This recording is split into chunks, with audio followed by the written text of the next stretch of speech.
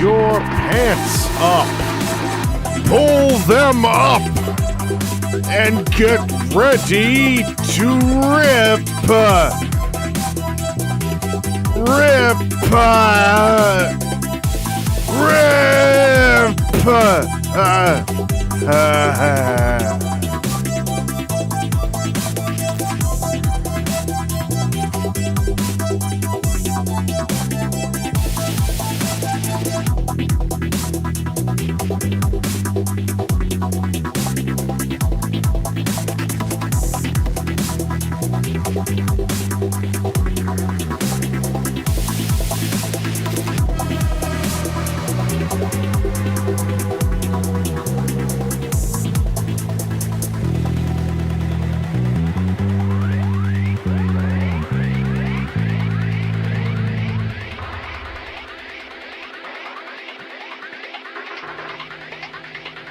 Hi, I'm Chris, I'm Vangelis, I'm Internet, I'm Booster Pack, I'm Ripping.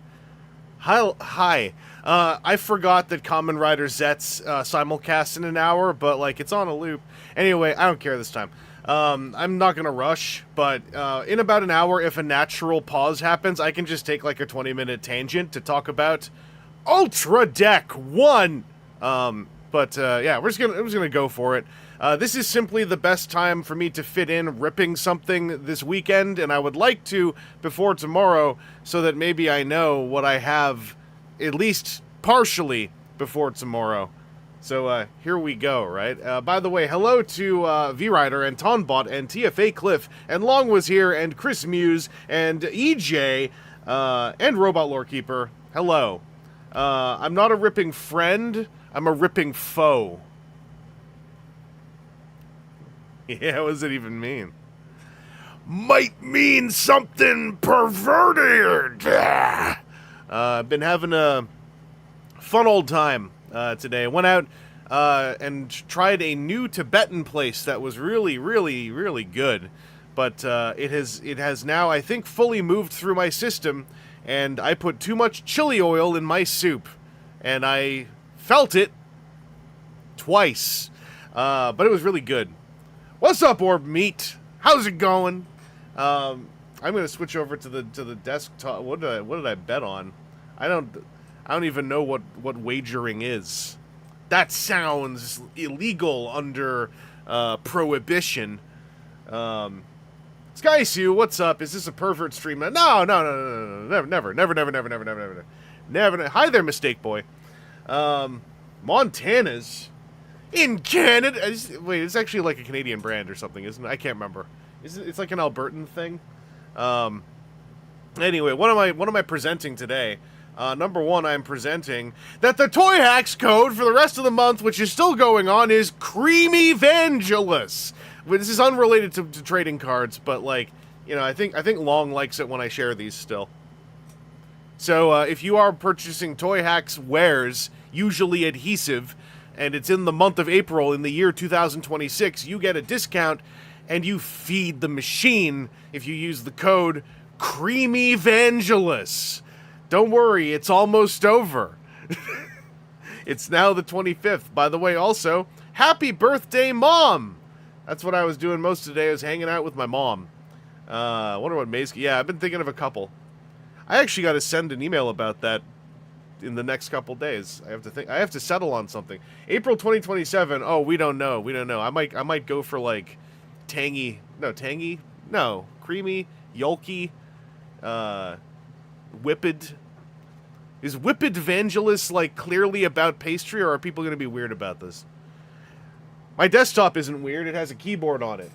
It also contains the trading cards. So the thing I'm going to open right now, and for sure this stream, is Ultraman card game BP05, Heroes of the Radiant Dawn.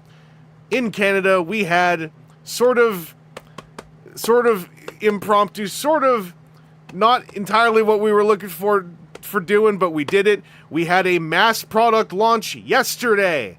It was not supposed to be as mass or yesterday, but that is how the cookie crumbled. And now we're here. So I'm definitely opening this one. And then if there's lots of time and I have lots of energy and I don't like go quite as slow as last time, I might open a bit more after, but I'm not trying to bull rush through everything, nor am I trying to rush to finish before Zets for those who are just arriving. If you do want to go watch Zets, like, feel free. There's a VOD, so don't worry about it. I do not expect full 100% participation at all times. I appreciate how much participation I get. It is very flattering. In fact, it makes me a little bit blushy sometimes. Ultraman LFG, use the code Vangeleg. I also feel like Vangeleg, I would then also be inviting a lot of questions that I'm happy to answer, I just don't mean to invite them. There's gonna be cards in there, you can't prove nothing.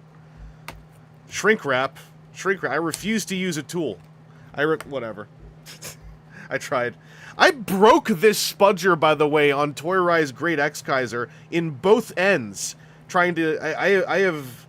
That is a tough toy. Toy Rise toys, they build them to just... Look at this. Look at this. I forgot. I didn't snap it off. Toy Rise X Kaiser destroyed this spudger. Obliterate. This spudger, I think, was already made a little bit brittle from some super glue exposure. Why is Ultraman so stacked in this cover art? Well, listen, Ultramans can't help it, okay? One of the best pulling experiences you can get. Ooh. Also, shouts out to EJ. I put up a short the other day about 2 packs I opened, because during our tournament yesterday, I said, EJ, I want to buy 2 packs. Which pack should I buy? And EJ was like, buy these 2 packs.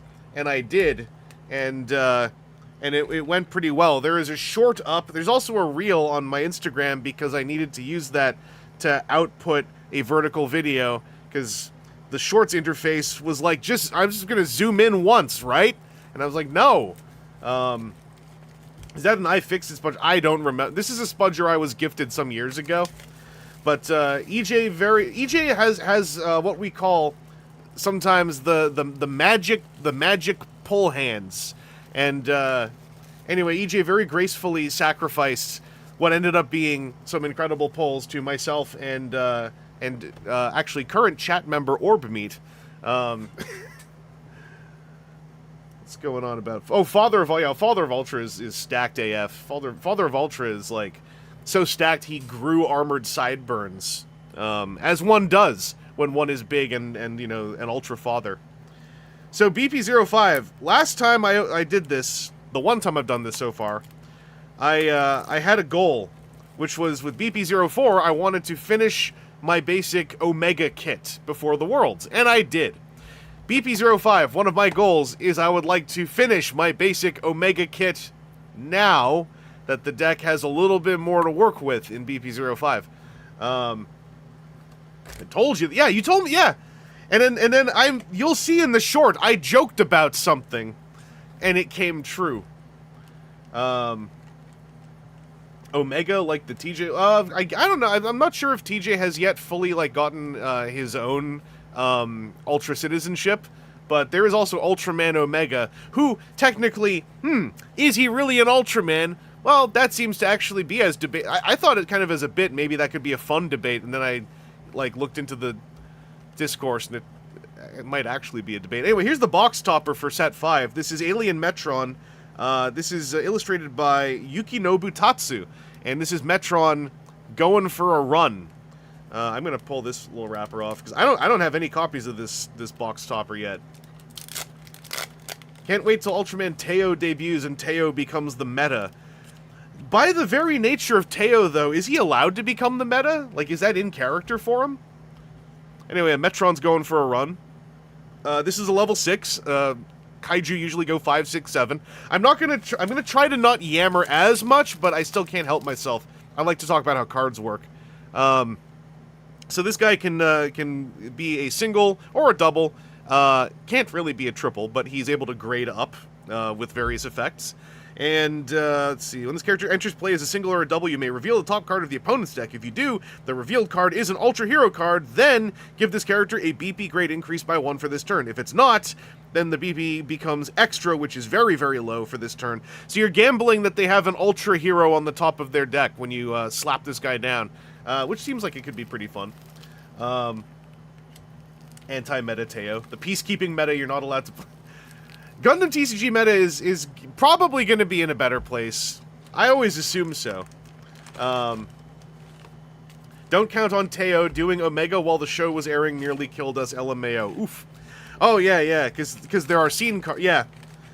One thing about Ultraman card game, for those who have not checked it out, there are scene cards. And I guess when a show is airing, it would be difficult to just do scene cards as easily. Because, like, the scenes don't exist yet.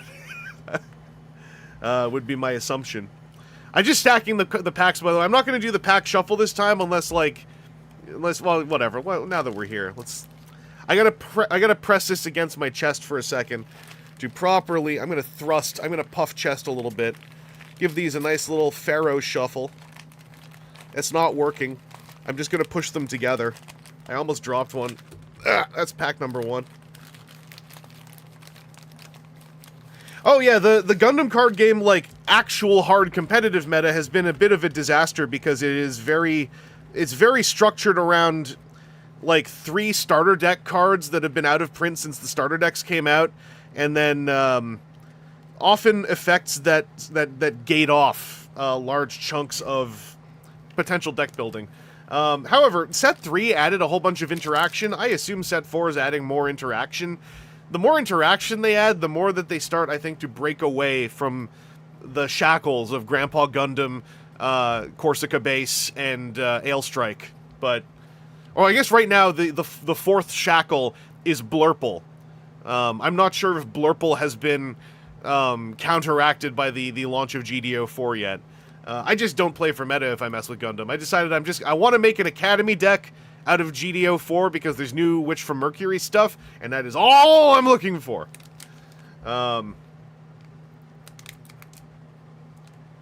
Unfortunately, Amuro. Yeah, that's the thing, right? Is Starter Deck 1 has Amuro and the Grandpa Gundam, and they are too good, and they, frankly, should be restricted. But that would also make a lot of people who spent, let's say, $35 a piece per Grandpa Gundam probably pretty mad, but I feel like maybe we need to yank that Band-Aid, because nobody new can get into the game easily if they want to actually go to, like, regionals or worlds.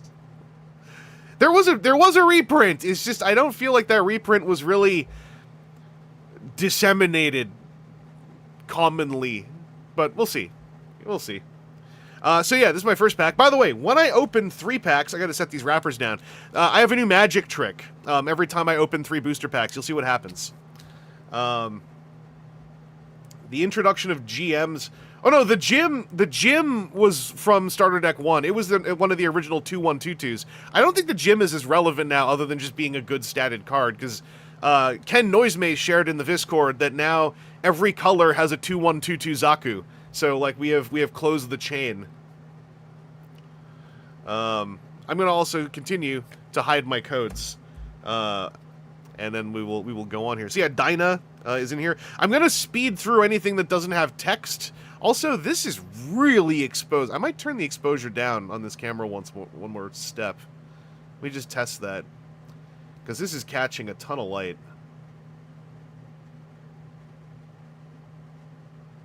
Okay, if that's too dark, then let me know. It's just that on my monitor, it was like, this was really bright, and it was kind of hurting my eyes to look at in my monitor.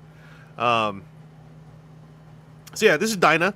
Dinah and Agul have been around since the start of the game, but it's my understanding that it is with set 5 onwards, Dinah and Agul they power up and are still kind of a complex deck to play, but with more payoff than before.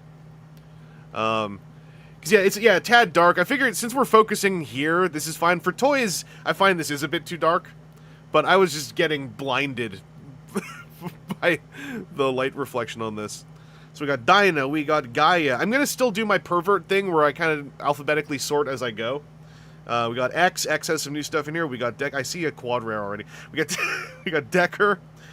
Which is just giving a character a type, a Valjaness common. I am looking for 4 of the Valjaness double rare. That is like one of my key pursuits. So that goes under Omega. Oh, look at that! There's Omega. So this is one of the harder things to hit. There's usually 2 of these per box, roughly, in BP05. This is the new rarity in BP05. It's not. There's only a couple of these, but it is the rare. So usually there's rares, there's rare rares, and then sometimes there's rare rares. BP05 added in rare rares. Sometimes known as quad rares if you want to, like, you know, not spit everywhere. These things add level 4, which is new. They cannot be played single, so these have to be played on top of something. So they don't have a single stat, they only have a double, triple, and quad stat. And they are usually quite powerful, and again, my understanding as a heuristic, and I understand also that heuristics sometimes are the enemy of good deck building in the long run, but as a minor heuristic, usually you only want like maybe 2 copies of a level 4 in a deck, is my understanding. Also, I'm going to slide this over a little bit because I'm leaning in on my cards today. So this is exciting because of all the level 4s, I was kind of hoping specifically to pull Omega. So mission accomplished. I wonder if this is God. I didn't count. I don't know if this God packs. My car's making. Yeah, well, that's. Hey, listen. Planned obsolescence in engines, am I right? Oh, I got the second copy of this. Alien Scholar and I. That's the main scene I was running in Omega early on. Now I have 2 copies of it with the pretty art, and I think I only really need 1 or 2 copies now, so go me. I've got a rare Ultraman Decker, who increases a BP grade if they're facing power type or devastation type. And it is not a god pack, it is simply a demigod pack, because there was a quad rare in it. A god pack might be something you might see in a short somewhere. Gaia's Supreme version uncommon. When this enters play as a double or triple, you may draw a card. If you draw, then return a card from your hand to the top or bottom of your deck. That seems very, very usable. I would assume that is a usable uncommon. Ultraman Agul, this is reacting to a type. Ultraman Decker can give one of your power types plus 1,000. And then we got Ultra Zero Fight Part 1, a new power. You can choose up to 3 of your zeros. If you do, give the chosen zero type power and type speed for this turn. That seems like that is useful for something I don't understand yet. Certain angles are causing horrible... Yeah, that's just the nature of my lights. See, this way, this only hurts a little bit. It would hurt so much more if I had exposure at -6 rather than -7. That is, by the way, not the meme. Yeah, this is making me very happy. This guy, by the way, I should say, what this guy does, when this enters play only as a level 4, so you have to put this on top of a triple, you may put one level 5 kaiju with type Meteo and one level 6 kaiju with type Meteo from your discard into your hand. That's very useful, because you might have discarded those 4 effects from the rare Omega of BP04. Are you sure that's not the meme? Yes. The meme is not -6, -7. Maybe you should keep up with the times, Grandpa! -6, -7. Who even says that? That's pack number 2 opened up now. Let's get my little collection code out of the way. So we've got a Gaia, a Nexus, Enfants. We got a 0... Common with effect. If this character's opponent's type kaiju, you can give this type speed for this turn. Okay. I like stuff in commons that has text. That just makes me happy. I will have my revenge in Toronto, old man. I don't even know what Toronto is. Yeah, I mean, I didn't say 6 and I said -6, -7. That's completely different. Decker, Slicer Shot! I have not just Pazuzu, but Super Pazuzu! The Space Thunder Beast! Holy crap, okay. Oh, I see. So, this is a common kaiju, but if you just play this, that's 11,000, which is massively above rate for one card. But I see that the offset is this thing goes down to 8k, not from one type, but to 2 types. So, that makes sense. But also, I like the idea of just, like, you just slap down 11k, and they're running pure basic, and you're like, 1 card 11, what's up, everybody? Valgenes Common. That's not where we're at yet. We're looking for the double rare. Ultraman Victory. Rare. Reacting to power or hazard. That goes with Ginga and Victory. And we have a Dyna. Flash type. Reactive to armed or hazard. And then we got a Dyna. Flash type that's not a rare. With art by Mikihiko Tabata. This one gives one of your type basics plus 1,000 for the turn if you play it as a single. A Ghoul, who I would put with Gaia. That's the one we opened before. We got some Jido. The precious little bean. Ultraman Jeed. Goes here. And those who protect. I've got a couple of the scene now, so I'm not as pursuant of this one. But for an uncommon scene, that always makes me happy. I think EJ was saying, come to Toronto, play Ultraman card game. I agree. I agree. Am I biased? Yes, but I agree. Gee, those cards are cool. Alright, pack number 3. Something cool's gonna happen after I open this one. Oh yeah, I'm gonna start doing that awful pack opening guy thing. I'm gonna take all the hits out and set them aside, and then just make a big pile of the non-hits. And, maybe I don't need to sort them then as I go. But this will also make us not take forever. So I'm doing this for all of you, actually. I'm doing this for you, the people. So that's the big old stack of stuff. This will be the big old stack of cool things.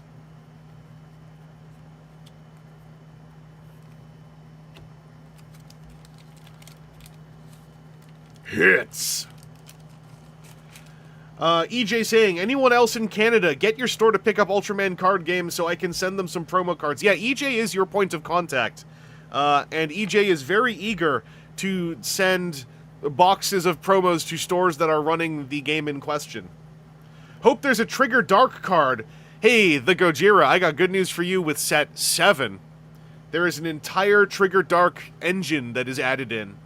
So we've got Tiga. You ever heard of Tiga? Obscure Ultraman Tiga? We have Agul, Victory. What the hell? I like this. This has happened. There's a Juggless Juggler card that's one of the fusion monsters, but it's a Juggless Juggler type. So this is Imit Ultraman Dyna, but it's actually Gregor. That's kind of funny. Shepherdon, the underground sacred beast. You know, everyone's favorite. Hero. And then we've got double rare Nexus. You may give, when this enters as a double, you may give this character plus 2k for this turn. So this is a normal double. It's an on-rate double. But if you play it as a proper double, it is a 13 rather than an 11, which is above rate double, which makes me happy. And strong Corona Zero, no lime. You have to supply your own. This is a rare. When this enters play as a double, if you have 0 with type speed, you may draw a card. So I guess that's why you want to start layering your 0 types onto stuff. The 5th set of Ultraman figures I just got a couple days ago has a Trigger Dark. Ooh! Sports Peppers. Hito! Thank you.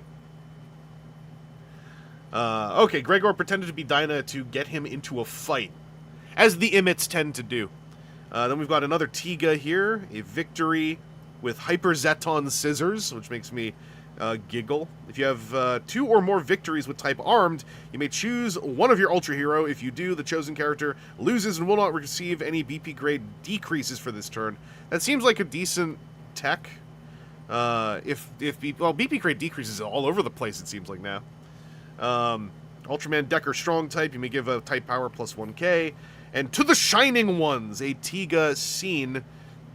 Give 2 of your level 3 or higher Tiga plus 2k each, and give 1 Kaiju type Devastation that is the battle opponent of one of your Tiga minus 2k this turn. Then discard this. Okay. So a plus 2, minus 2, ideally. Well, a plus 2, and then a minus 2, so one of those plus 2s is ostensibly a plus 4. I'm going to see if I can just slightly reorient this light. I'm going to do a glare check for a moment. Okay, that glare is something I can't do anything about, but this glare now should not happen as commonly. Hooray! Oh! By the way, look, it's 3... Where'd it go? It's 3 booster packs. Did you know if you smash these together enough, and you really believe in your heart of hearts... Hassa! Oh, check that out. Ignore that. Every 3 booster packs turns into an Ultra League Special Promotion Campaign Volume 4. This is a thing that is done in tandem with stores, supplied by EJ in Canada. Every 3 booster packs you purchase, you get one of these. When you buy a box, you get 24 boosters. So, hey, hypothetically, I can keep smashing 3 boosters together to dust them into one of these, and we open 8 of these during this booster box. These contain primarily player markers for whose turn it is, or who is first, who is second. There are some special hits in here. There are 2 Kaiju, 1 Alien Metron, and 1 King that never came out in English until this campaign. And then there is a special player marker that is glittery and shiny. It is the rare hit for this campaign. In a box of... however many are in a box, little white box that these come in. I think there's like 1 or 2 of the shiny player marker. I already got mine, so if I pull one, then it's something I can trade to another player who might have pulled some cool cards but doesn't have a shiny player marker. All I'm actually looking for from this are 2 Kings. Then I have everything in play sets, because this is... Oh, that's a Metron. Okay, hopefully someone in Toronto has an King. They want to trade me for this Metron. This Metron... actually can work with this Metron. You can play this Metron while this character's battle opponent is type power. This one's BP becomes 5, which is awful because you want to play it as an 8. But then you get him, is you upgrade it to this, and now this is a base 15, and then if you flip an Ultra off the top of their deck, it's a 17 till end of turn. If you don't, then it is an 8, and that is sad. But who loves to gamble? Alien Metron loves to gamble. Now let's get on to another one of these packs. Kawaii Metron. By the way, this Alien Metron is not a funny piece of artwork. This is just a photograph of Alien Metron doing his thing. So, what you look like with a filter, and what you look like when they meet you at the coffee shop. Actually, you look pretty good in both cases. I would actually take both of them. Would. Let's see what we got.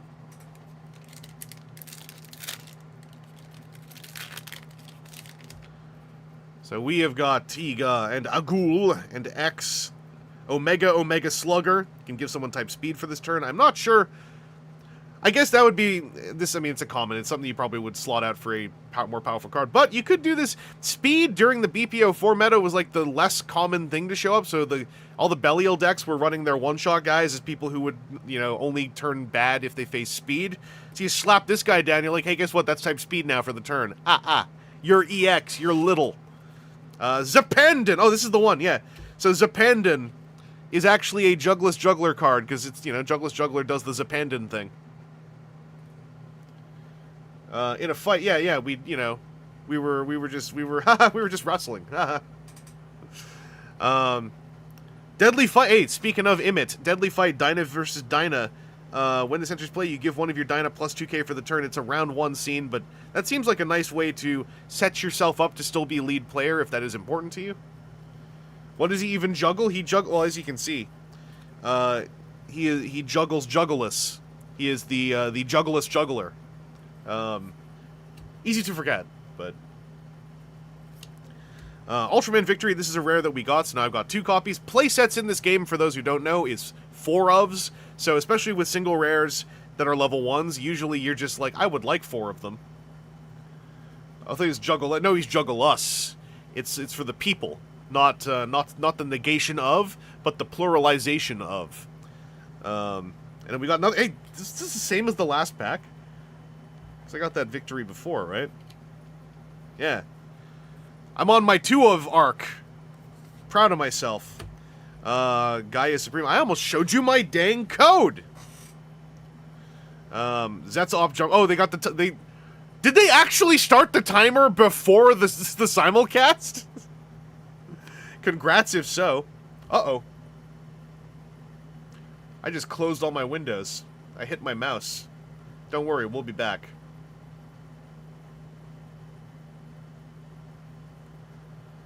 I just never entirely trust the how do you call it, the consistency of when the Zets stream turns on. Anyway, it's Victory. It's Decker punching some guy, and hey, look, it is the aforementioned Juggless Juggler. This one BP grades up against type armed, just your average mid-level uncommon. Oh, they play both OPs. Okay. But not at the same time, right? Yeah, V Rider. Juggless Juggler is a deck type in this game. I think that he definitely, if I recall correctly, receives a whole bunch of support as these, you know, latter sets hit. If you're in America, by the way, this stuff has all been out for months. It's just us up here in Canada who were, you know, in the struggle. Tiga, Nexus, Victory, Gatanothor! Not the rare one, but there's a bunch of Gatanothors. This guy's... I don't remember what this guy's from, I just like his name. Terra Phaser Arc Signal, the Cybernetic Golem. I wish that was my biblical legal name.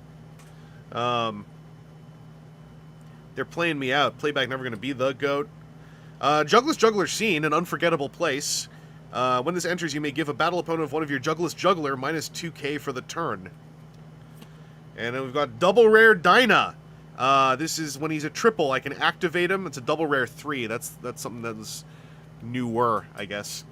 So you can activate this once per turn, exile 1 scene in your discard from the game, give one of your Ultras plus 2k for this turn. That seems decent. Doesn't seem like that's like your win con, but that seems like a decent pump. I like the artwork. This is by Riki Yagawa. This is Dyna just punching someone in the face. Terra Phaser is from Decker. Okay, thank you. And then, oh, I'm on number 3. I'm going to playset this thing. So what they do for some scenes, this is from set 4, but then occasionally a scene will come back in a set, reprinted as a silver version with a photograph of usually one of the ultra heroines. And then sometimes there is an EX version that is an illustrated version of this that is very rare, that is overseen by the actor in question to ensure that it is respectful and in you know, line with what how they would like to be portrayed in artwork. Gaia here, we just take a picture of Gaia, and Gaia's just like, what's up? Nexus Junus, another Imit Ultraman Dyna, so there's like a small cycle on Gregor. And then we got some more Zapandon. I did get one last time in, like, the final pack. I got the BP-04 EX for the Mebius scene.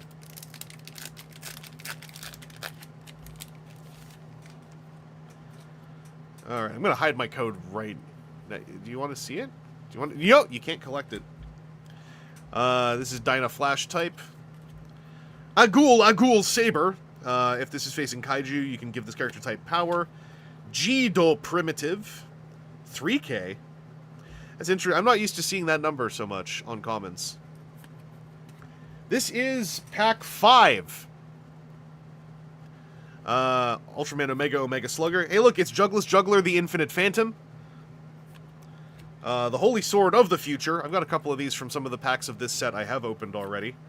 Double Rare Tiga, actually my second one. I got one in a pack yesterday. So when this enters play, you can do... This is one of the many draw effects in the game.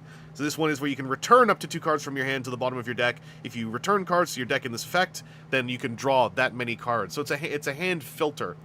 You saw the code? You think that's the code? That's just the website!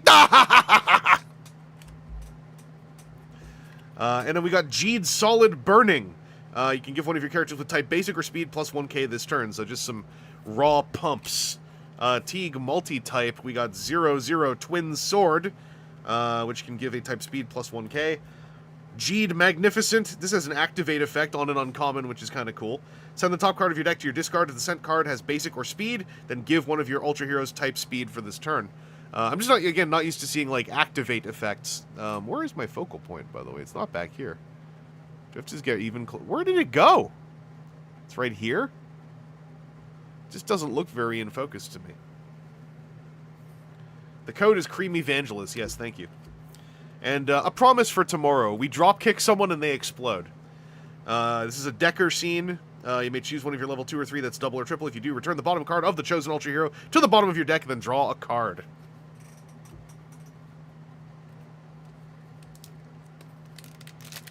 Life-changing. Yeah, a lot of... I went over this, into this a little bit last stream.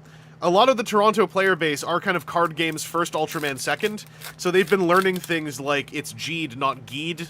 And it is Tiga, not Taiga. And that is extremely important because between sets 5, 6, and 7, Ultraman Taiga and the Tri-Squad start to get introduced. And so you gotta know that that's Tiga, not Taiga. Mistake point, brother, I promise you tomorrow you're getting drop-kicked. That is the Ultraman way. This is Dyna. I'm going to actually move my focal point back a bit. I don't want to keep leaning in and waving the cards so close. We're gonna dial it back from, what is that, 55 right now? We're going to dial back to 50. See how that tweak works. 'Cause this is a more natural holding position for me, so I'm sorry that I can't, like, do this as easily, but you know, I will narrate for you. This is Dyna Miracle type. Agul Saber. We got a basic Ultraman X level 2. The basics, the nice thing is if they have 12 on the double, then they're above average rate. Because that means they'll often win against the doubles that do stuff. Omega Slugger. We got another Terra Phaser. Arc Signal, the Cybernetic Golem. Zovarus, the Annihilative Genesis Being. That is such a good... The Annihilative Genesis Being. I know what Zovarus is. When this faces a type basic, it gets graded down. That's very funny. Where's my Zovarus deck type? Kevin Sink. You pulled your Omega upgrades yet. Guess what was in pack 1? So I didn't get any of my double rare Volgenuses yet, but this was pack 1, pick 1. So, you know, as we do. And yes, Annihilative is such a cool word. It is such a cool word. Zovarus was also played by Zet's suit actor. Really? I did not know that... I mean, I guess I should have assumed, but I didn't know that there was cross-pollination in the suit acting realm like that. To that degree, at least. I'm always thinking of, like, Seiji Takaiwa is always Kamen Rider. That's years out of date now.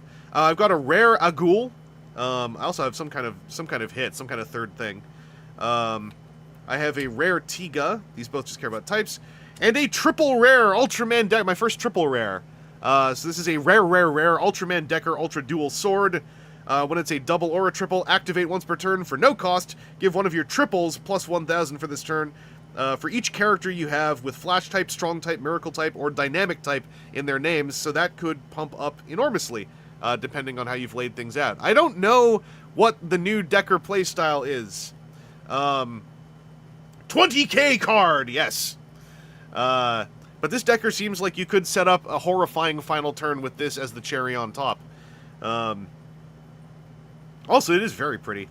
The level of texture and foiling and artwork and etc. always goes up with each rarity. This, by the way, illustrated by Anderson. Just Anderson. Dynamite Dave, happy Dopamine Hits Saturday. Well, thank you. We also have a Ghoul, and we've got Omega, and we've got a promise for tomorrow, Mistake Boy, as you remember, just in case you forgot. The promise for tomorrow is, brother, someone's getting drop-kicked. And this is also 3 packs, so if I mash these up and I, then that just came out of my navel. Ignore my left hand. Let's see what this one was.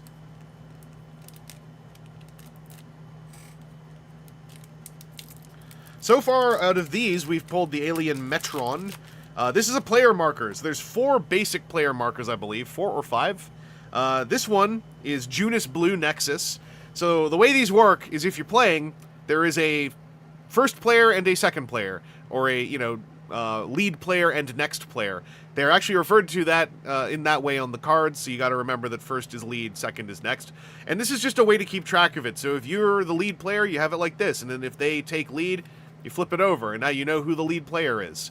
I think these kind of things are very cool. I like marker cards. Vangelis has a Gav confirmed. No one can prove anything. I have never been punished in my entire life for a single action taken, because I'm a good boy. Gonna hide my code. We have, Dyna, Gaia, level 1-0, Super Cov, the Space Combat Beast, which I think this is also in set 1, so I have, like, a non-zero number of Super Covs, so I can create a Super Cov curve. For Spring, and I have confirmation from my Gundam TCG player connections. Uh-oh. Zapandin, never forget the place of Zapandin. Barbatos, yeah, Barbatos Rush is the Blurple. It's blue-purple, it's Blurple. It used to be blue-white, and then we got Blurple. But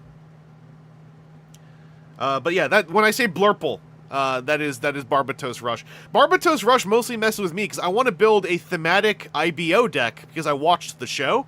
But Barbatos First Form is a $40 to $55 card any given time, and I pulled one during GDO2 release, and I would like a playset, but I will never pay that for that card. So I just kind of cruise along, and do what I can. Double rare Gatanithor the Evil God, by the way. If this is a single, double, or triple, while an opponent has a level 4 Ultra Hero, this thing shrinks. So if they don't run level 4s, this guy's a big old meat wad. And hope they don't run level 4s. Then we've got Rare Dyna, who cares about Armed or Hazard. Dyna Flash, Ultraman X. No, I haven't got any of the fancy X's yet. Emit Ultraman Dyna, and Ultra Zero Fight Part 1, a new power. Zapandin sounds like a German panda from a 2D fighting game complimentary. Thank you very much. I pronounce it that way because that's how the roleplay toy pronounced it. It was like, Zapandin! Which I thought was very funny. I was told the meatwads get the money. See, hey, you know? The meatwads get the money. The Gatanithors get the power. But the jugglers get the women. Gaia, Agul, X, Emit Ultraman, Dyna, Zapandin. Voice from the Starry Sky. This is an X scene. Comes in after round 3. When this enters, you choose the battle opponent of one of your X's. If you do, the chosen character cannot level up during this turn. X likes to, like, deactivate level up stuff, if I recall correctly. Then we've got double rare Tiga Sky type. I think my third one. Cumulatively. And rare, a ghoul. This is a new one, I think. When this enters play as a single or double, you may put the top card of one of your double or triple Agul or Gaia into its owner's hand. If you do, and this character is single, discard one card from your hand. That seems like that is something that is meant to synergize with another part of the Nightmare Machine that is the Gaia Agul deck type. Which I really want to run because I love running the Nightmare Machine in a TCG. Gaia Agul is the kind of deck where when you look at all the cards, you can see that they have text that touches, but you're like, what am I doing to, and what am I getting for this? And it's kind of like, I don't know, learn it. So I want to learn it. We got Tiga, we got 0-0 Twin Sword, Ultraman Omega, and Ultra Zero Fight Part 1, A New Power. This is our next third booster pack we're opening. Purple Supremacy, hell yeah. We got Tiga Power Type, Nexus Enfans, Ultraman Zero Supercov. This is a new kaiju to me. Kutura, the Fiendish Type Beast. Fiendish Dash Type. This guy looks like he smells either great or awful. This guy downgrades against power or speed. Second Zovaros. Double Rare Victory. I still need any double rare victories from BP04, please! I never pulled one. And yes, talking about supporting the channel feeds the Nightmare Machine. So Victorium Burn, if this comes in as a single or double, you may reveal the top 5 cards, but okay, it's a Scene Searcher. It's a Victory Scene Searcher. Alright. Adam Bill Moo Vangelis, sponsored by Quick Medites. Thanks, YouTube. I'm pronouncing it Quick Medites, because that's just my habit, so I do apologize. And I got the other one, Luna Miracle Zero. Where's my Strong Corona? Let's put them next to each other and make them touch. Here we go.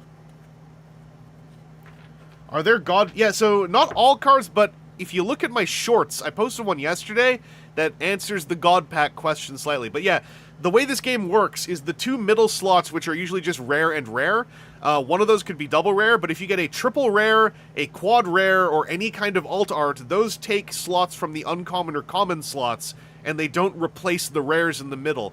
So the more fancy hits you get, the thicker the juicy center of your card pack becomes, which makes this game very fun to open for raw dopamine. But yeah, now we've got the 2 zeros. Luna Miracle Zero does the same thing but with type power. So if you have both of these out, and then you put one of these out, you draw a card. Replace a card in your hand. Hooray. Can't say I have a hot online date thanks to YouTube. Well, hey. Oh, quick me dates! I get it. Ultraman Tiga, Ultraman X, Ultraman Geed Magnificent, and Zapandon! That is 2 packs. Right? Right? Oh no, is that 3 packs? Let's count. 3, 6, 9, 12. Huh? Yeah. 3, 6, 9, 12. Did I miss one? I might have missed one. That's okay. The magic still works. We'll just do 2 after this one. Or no, we'll just do...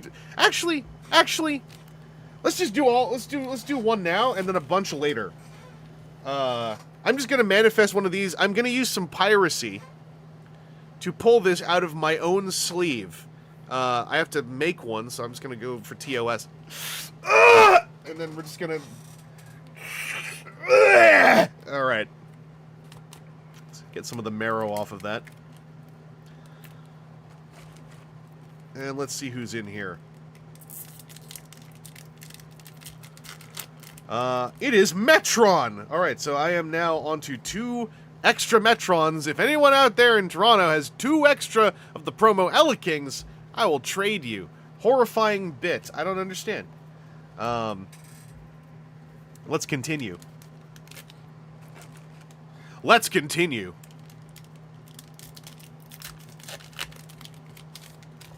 We've got Dinah Strong. We've got Nexus Anfans. We've got X ready to punch some fool. Decker Ultra Dual Sword. This is just a raw stats level 3. So you just get beefy. You play this as a single, he's a 9. Double 13, triple 17. All just like good, meaty stats. Makes you happy. Terra Phaser Arc Signal, the Cybernetic Golem, is here. the Holy Sword of the Future. This is an Agul rare. He's showing chest. And a Luna Miracle Zero again. They're just... This happened with the Strong Corona, I think, too, where it was just like 2 packs in a row. Tiga multi-type. Victory Hyper Zeton Scissors. Omega Trigoron armor from this set I don't think we've seen yet. And I almost showed you my code. I will not. We're going to look at Shepherdon, the Underground Sacred Beast, instead. PT, big meaty stats slapping meat. Yeah, that's right. It says Big E intended. Rip to the WWE, by the way, for firing everybody again for the 100th time. I caught a bit of that on my timeline. Seems extremely stupid. Seems like a terrible company. We got Tiga run... I love that. I don't know where this comes from. I just know Tiga has words like Run Bolt Beam Shell, which is pretty cool. Gaia V2, we got an Ultraman X level 3, so just some stats. Omega 3 for the raw stats. Zapandon 7.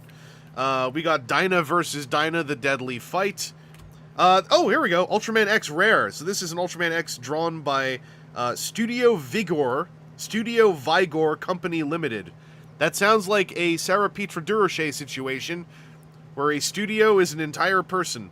So I wonder precisely who all worked on this.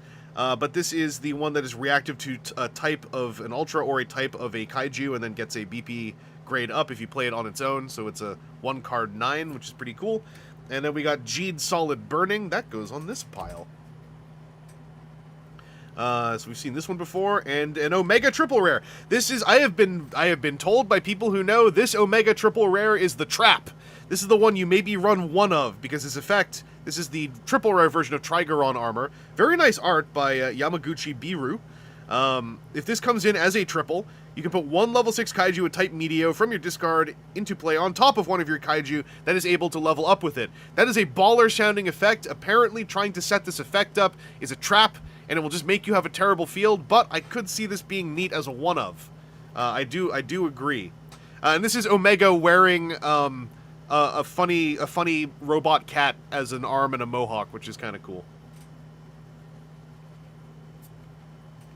Do you think you will get the Galaxy S Blockies Ultraman? I've been looking at the Ultraman Blockies. I don't know that I'm going to like collect them immediately, but they're definitely something where if I come across them on like, you know, like AliExpress or something on a good day and they're on sale, like with many Blockies. Agul V2, Emit Dyna, Those Who Protect. Foil applications are giving me... Yeah, the triple rares. I'll show you the superist foils, Bill, if you want to have a few moments. These are cool, too. This is like a sort of uncommon foiling they do when they reprint a scene, but with one of the Ultra Heroines appearing in it. You get this, like, chrome silver. But yeah, here's my triple rares, where they really layer on the stuff and spot gloss the stuff. And then I also, on my very first pack, pulled one of the new rares, the quad rares, and this is also covered in things that are shiny. The color timer is going off visibly as I do this. Well, the Blockies Ultramans are easier to get. The Keyplay Ultramans are a lot better in my... Thank you, Griff. I'm always, like, trying to... Much like the Aldi situation, right? I'm trying to keep up with how many small toy makers out of China seem to be getting licenses I like. Like, wasn't there also, like, something I saw somewhere, and it's like some company is basically doing Shodo but better, and I already forgot what its name was? Tiga Runbolt Beam, Gaia V2, something shiny back here. Omega Slugger, Shepherdon, Dyna versus Dyna. Oh, okay, it's my first AP, my first art parallel, and it's Ultraman X. It's the Ella King armor. So an AP is an alternate art version of a rare or up. There's usually, like, I think 2 of these in a box. So this art is by Jun Yamaguchi. This is the Ella King armor. When this enters play as a single or double, you can return up to 2 cards from your hand to the bottom of your deck. Okay, so it's a hand filter effect, but it's an AP, so it's shiny. Got a double rare Decker Miracle type, which is a Scene Searcher. We got a Victory rare. I think this is a God pack. And then a triple rare Ultraman Zero who's doing the thing. I love this artwork. This is by Tonji Matsuno. So here's an example of a God Pack. This double rare and rare were in the rare slots. The AP was in a common slot, and the triple rare was in an uncommon slot. So you get a juicy pack. Also Ultimate Zero, Rekiness Armor, brand new one, which lets you bring a scene back to your hand. And promise for tomorrow, we're drop kicking somebody. But yeah, this is what you can get out of like your average, quote unquote god. This is a god pack. 3 of these is a demigod pack. 5 of these is an EJ pack. This Ultraman Zero, by the way, this triple rare, if this enters as a double or triple, you may give one of your zeros with type power plus 2,000 for the turn. Then you may give the battle opponent of one of your zeros with type speed minus 2,000 for the turn. So it is a collective 4,000, but it's to 2 different zeros if you have those types out there. Yeah, this is beautiful stuff. Tonji Matsuno, Jun Yamaguchi. This Decker is by Nakanorio. And then this Victory is by Mikihiko Tabata. I find that when you get into the rarities on the Ultraman card game, like they consider, like it's like they pay for how sick these artworks are, by, for the most part, using screen caps or promo photos for these things. But even then, some of these will have artwork too. That's also 3 packs, which can convert into, it's push, push, push, push. You did it. Congratulations. It's a pack. So what's going to be in this campaign volume 4 promotion pack? It's Metron again. We have almost just made on site. We're 1 away from just having a playset of the promo Metron from campaign volume 4. Once again, if anyone in Toronto has 2 Elekings and would just like to playset their Metrons, that surely they can't because I have them all, hit me up. And Bill, please support artists, even more important, the AI hellscape. Yes. Also, and big shouts out to the Ultraman card game for being an Ultraman thing that is full of artwork. Because like many companies in Japan, there have been things under the auspices of Ultraman that have been real ugly, and this is one of the things that has been absolutely pretty. And I think this thing is also making much greater gains than the ugly stuff. This is Voice from Starry Sky. We got a rare Zapandon. This is beautiful. Look how purple this is. This is artwork, by the way, by Ko1. K-O-U-1. This is when this is a triple, you can activate once per turn, choose a card at random from the opponent's hand and reveal it. If the revealed card is an Ultra Hero, give this character plus 1,000 for the turn. Otherwise, each player draws a card. That seems like Juggler's Juggler stuff, being a trickster, messing with their hand. PT, glowing yellow breasts. Yep, the boobs have very specifically been given their own layer on the foiling, which is very fun. Those boobs look like someone just rubbed them to not having anything on them. Yeah, I mean, that's a Zapandon's breasts, is they're just full of death. They're full of power. We also got, hey, Omega Rare. I don't think I have this one. So this is the type or kaiju type reactive single grade up. Baltan 2? Finally! Yeah, that was my first, no, that's my second shiny kaiju. Zero Jeed, and the King's Miracle, time to change fate! So this is a Jeed scene. You can activate, if an activate effect from you activate it, and then, if an activate effect from your level 3 Jeed was used this turn, draw a card. Then discard this. Okay. Let's show you, here's one of the kaiju shinies that I got, and then where's the other one? Where's that guy? Gatana Thor, the evil god. I got the shiny version. No Baltans, by the way, in BP05, but don't worry, Baltan 2. I have all of the promo Baltans I can run from the box toppers. I only have one of the other promo Baltan, but I am striving to become one of the Baltan players. Apparently, in the current Set 7 meta, it seems like Mephiles Baltan might be a terror. And I would like to be one of the Mephiles Baltan terror players, if I can get enough Mephileses and Baltans. Dyna, Nexus, and fans. Ultraman Zero. Ultraman G'd, Mega Electric Horn. See those mega horns and they're electric? Less than 90 seconds before I vanish into the mist for 2 minutes. Almost perfect timing. I'll do one more pack and then I'll talk about Ultra Deck 1 while everyone's watching Zets. Super Pazuzu! Voice from the Starry Sky. Double Rare Gaia. This is new to me. You can give, when this enters play as a triple, give one of your Gaia or a Ghoul plus 2k. And then a Tiga multi-type rare. Gaia. X level 3. You may reveal the top card of an opponent's deck. Decker Strong type. And Shepherdon. One more pack and then we take a quick break and talk about Ultra Deck 1 whilst people are zetsing.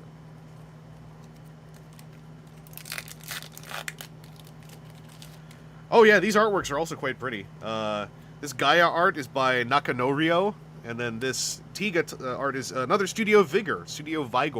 I don't know who Studio Vigor is. I would like to know, if anyone knows. Tiga, Nexus, X, Omega Slugger, Shepherdon, a scene. I think I'm gonna playset this. I got a rare Juggless Juggler, the Infinite Phantom by Ken Nagasaki. When this enters play as a double, you can reveal the top 3 cards of your deck to put one level 7 Zapandon into your hand. Okay, so this is a Zapandon searcher. And whoa, okay, this is big. I got a signature parallel of the one you'd only ever want to run one of for Omega. Signature parallels are not guaranteed. These are a step up in the chase world. So this has been signed by Omega himself. You can see there he wrote his name in alien letters. So congratulations to me. I'm going to put this in a sleeve immediately. $32,000 card. Yeah, this is... Whoa, whoa, whoa. Also Zero. A much less impressive Trigeron armor. I'm not showing you my collection point. And to the shining ones. Before I put that in the sleeve, by the way, we have 3 more of these. Which means we have... Achoo! Oh, look at that. 1 more of these. This is a player marker. I can already tell. Only 2 player markers so far. Zeton! Where's Orbmead? Here's one of your Zetons you didn't have. from your bunch. Alright, I'm gonna go put a penny sleeve on this thing. Sport Peppers, I looked them up briefly. They seem to do a lot of art for the One Piece game and then some Evangelion cards for Battle Spirit Saga. Okay. Yeah, the signature parallels and the signature parallels have a signature in Ultrasign, although I don't know that Omega knows what Ultrasign is, so this must be in, like, Watcher speak. There you are. I've been ruined by the stream Donkey did opening Pokemon cards. Oh, yeah. PSA 11! I pulled a PSA 11! Gem Mint! While everyone's watching Zets, why don't I tell you a little bit about everything came out, like, yesterday. So, this is the 4th pre-con deck for the game, and it's the first Ultra deck, so it's a fancy one. It's Tiga and Blazar, and this, like, comes with a bunch of stuff. It comes with 70 sleeves. See, it's like shiny sleeves. I'm a little afraid of shiny sleeves with art on the back because of experiences other friends had with Lorcana sleeves. And I know these are not made by the same people, but I'm a little worried. They have that, like, gloss feel that I want to watch someone else shuffle them first. But yeah, this is a box that's just a double tray inside. One of these was sleeves, the other was a pack of cards. Or 2 packs of cards. And then what you get in the deck is 70 sleeves, and then everything I put into here. So you get a pre-con deck, and what I decided to do is I sleeved it in the sleeves, but then I sleeved the sleeves using these Dragon Shield clear outer matte sleeves. So I double sleeved, but in reverse. And so now it's got a matte shuffle feel. So this is like something I can just you know, shuffle on my own time at my own pace. Don't worry about messing up my pretty artwork. So this is just the pre-con. If I don't, like, pull 4 double rare Volgenuses, I'm probably gonna, at Ultraman Locals tomorrow, try running just the pre-con out of the box, see how it feels. This thing is full of reprints, so, like, it's got, a bunch of playset reprints on the rare and double rare levels. It is foiled everything, so the entire deck is foiled, including the uncommons. So, like, here's an uncommon that usually is not foiled, but now it is. This has a bunch of reprints from sets 1 and 2, and maybe 4? And then a bunch of new cards as well. So yeah, here's a reprint. No, this is a new card. It still does the Japanese card game thing, where the reprints and the new cards, there's like 2 ofs and 3 ofs. So if you want play sets out, you gotta, like, buy 2. But I'm curious how this feels just running it by itself. I'm not in a rush to buy 2. That said, I'm, like, I don't know, if Banana has a bunch, I might just get the second one, because I get banana bucks. But yeah, like, this is a reprint from set 1. The big reprint in this is the Tiga from set 1, this one, the Zeparion Beam. By the way, check out how the foiling makes the beam kind of look alive from some angles. So this is the Blue Eyes White Tiger, or White Tiger? I'm a tourist. This is the Blue Eyes White Dragon of the game, as it has been described to me. This is a level 3. When you play this as a triple, he's an 18,000, which is slightly above rate. And when this enters play, you can swap the place of this character with one of your Ultra Heroes. This effect is a Adam Billamy might know this phrasing of mine. This is a power ceiling mechanic. This is like showing off in Transformers TCG. Nothing can do this more powerfully, or the game will break. So this is like a set 1 card that kind of created a soft ceiling in part of the design space. Because when you play this, you then take this most likely triple stacked 18k character and just swap it with one of your other ones. That means if you play a new lane, it's usually a single or a double, and it's usually not going to be 18k. So you play this somewhere back in your earlier lanes, and you just swap it over to most likely take the game. And that's pretty cool. The original art for this, actually, I like more, but this is still pretty good. This is by Nakanorio. It still looks great. The original art is just very stylized, very, very not lifelike. It's a lot more 2D pulpy, and the Zeparion beam is like has Kirby-ons in it. You know, the Jack Kirby black bubbles around it. Like, it looks friggin' cool. And the beam is the most foiled part on that one. It's very neat. But yeah, there's a couple, like, the 4 ofs in this are like your basic rares that draw, or your double rares that scene search. So if you've never played the game and you just want like a working, I can, you know, potentially just win against someone if I have some good card variants deck, this one gives you like the basic play kit for a Tiga Blazar deck, which you can then split apart to build out into other decks if you want. Like, if you have access to set 6, you can build Blazar Earth Garon, for example. But I'm curious to see how this runs. And then in addition to that, you get 10 more cards that you can use to customize the deck. I just put them in sleeves without an outer.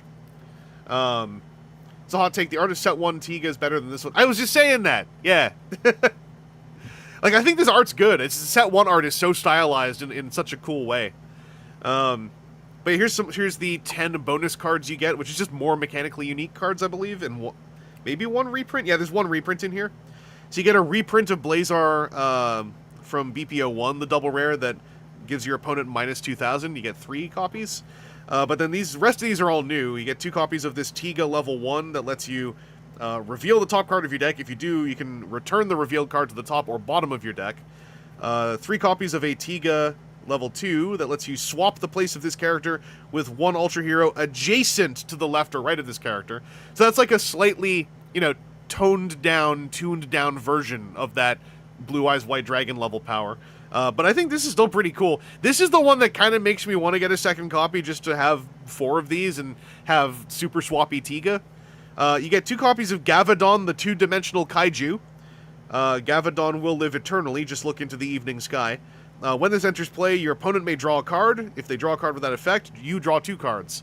Probably not great, but, you know, this is a unique effect, I think, and it's nice to have that in existence. Yeah, you pulled one. Yeah, when I used the special hand to get you the shiny turn lead counter. So yeah, these are kind of the bonus extra cards, just to give you options to tweak this deck or to build out your own collection, etc. But then one of the real treasures in this is you get... Let me hide something. Don't look over there. You get tokens! You get a basic player marker. They immediately then did promo versions of like another 5 of these, so it's unlikely you're actually going to use this one. But then these are sick. So when you get plus 1,000 effects, you have 3 of these. By the way, just to confirm, you get 3 of each in it. That's pretty cool too. I thought it was going to be 1 of each. PT, I just realized this is just for Heisei and Reiwa Ultras, isn't it? At the moment, the Ultras are from Tiga onwards, and the Kaiju seem to be full generational because Kaiju get reused so much. At the moment, that is the case. From afar, and from what I know of Ultraman, that probably seems related to the funny state that the original 6 Ultra Brothers are in, with the ability to, the ability to appear in things, etc. But I'm optimistic that things can change. But yeah, for now it is mostly Tiga onwards. I'm trying to convince our local players, like we've got one guy going to Worlds, and I spent a non-zero amount of time yesterday trying to convince him to tell people at Worlds how hype he is to see Ultra 721 enter the game, and only Ultra 721, and to not react at all if they ask if he's ever seen Ultraman Neos, to actually go like, what are you talking about? I only care about Ultra 721. I thought that was fixed in court. It's also, I don't know the full breadth and state of things, but if it is fixed, the way that TCG development works, it's still going to be a bit, I think, if that is able to ripple to the TCG. It would be a little while until that ripple makes its way into cards I'm holding and waving around. But I'm optimistic and I'm hopeful, because I think that is really the one brick missing from this house. Especially with so many classic kaiju appearing. There's a whole bunch of King Joes in set 7, and I'm like, the moment that I can run King Joe and counter King Joe with friggin' Ultra 7, we're gonna have a moment. So hopefully. But the way these counters work is if you say, play a character, you give them a plus 1,000. I like this design a lot. You slide this under it for the turn. And if it's a plus 2,000, you slide 2 under it. Like, I think that rules. And then similarly, if it gets given a minus 1,000, you get 3 of those. If it gets given a BP grade up, you have 3 of those. So if it gets double grade upped, you don't have to sit there just remembering what your cards did, right? I actually made some of these with stickers and card dividers for the Worlds qualifier, because I find this to be really helpful to actually know what the board state is when I'm looking at it. And also 3 grade down ones. This is very easy. I like how this goes. Like, you just slide it under. You have it on one side and on the bottom. It's very slick. And then in Ultra Deck 1, you also get a little silver one, like the ones I've been opening, like these. You get something like this with 1 card in it that is a randomized special version of one of the counter cards. So the one thing I was hoping for from what I opened was to not get another player marker, because I have 1 million of those. I didn't! I got a BP grade up that's shiny and has Blazar on it, so I'm kind of happy with this. This also put the mind rot into my head of, like, I should get a second Ultra Deck 1, because then I could get a shiny grade down! But I like this. I might actually put this in a clear sleeve, because I don't want to scratch it up, but I want to use this for all of my initial grade ups, so it's like, you know that I'm grading up with intent, right?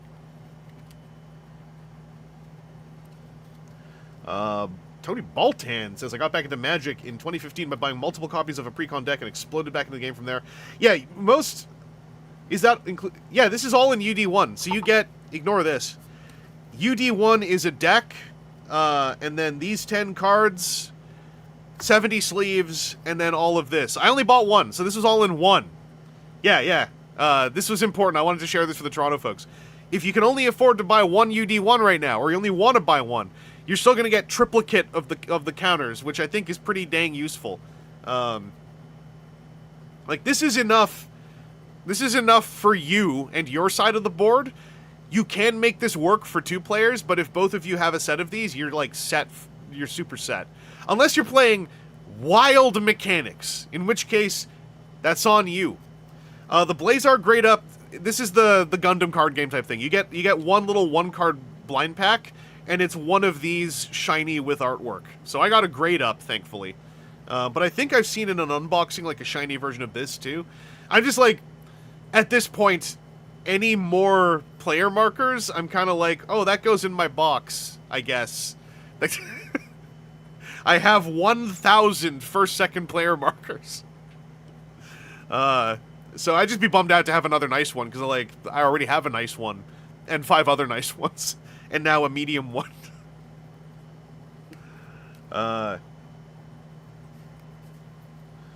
yeah, that is Ultra Deck 1. At Banana Games Locals tomorrow, I am planning to just run the Precon unmodified to see how it runs. I was told, I was talking to EJ about it yesterday, and EJ said this Precon is not the easiest thing in the world to run. So I did a little bit of gold fishing, and I see what he means, but I kind of want to, like, dive in and just see if I, like, just stumble my way into a win or two with this. Because I would also like to be able to report on what it's like, much like with the Flesh and Blood Hala Armory deck that just came out, which I had a lot of vested interest in. I want to have an opinion on what it's like to run on its own out of the box, because I like the concept, and I like to talk about things in a feedback fashion. So I'd like to have an opinion that is structured and, like, at least a paragraph long about running just this as a Precon by itself. I feel like I will be surprised if I feel like I am tempted to swap in any of the other 10 cards, to be honest, but, I don't know, I might, because also 3 of those do more lane swapping, and I might find that, like, I want to do lane swapping. The Send It experience, yeah, just, let's just play it, let's just see how it runs. That's my belief. Also, that means maybe I don't have to carry as much to Banana tomorrow.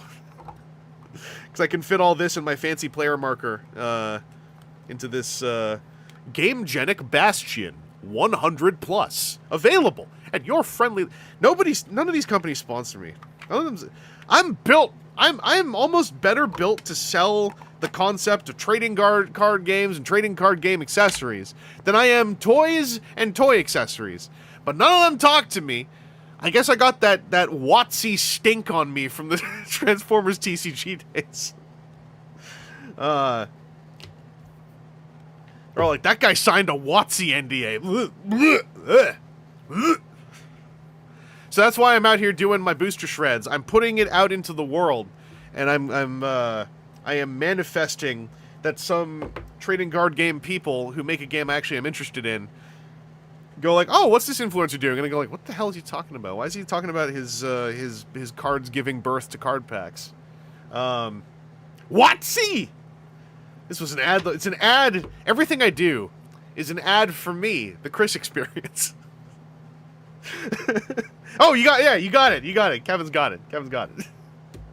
TCG I would do TCG prototype playtime if only because I would love to help educate TCG players a bit more as to, because I find it interesting, the nature of TCG design that is healthy versus TCG cards that are good to play, and then the wide interesting gradient that lies between those two nodes.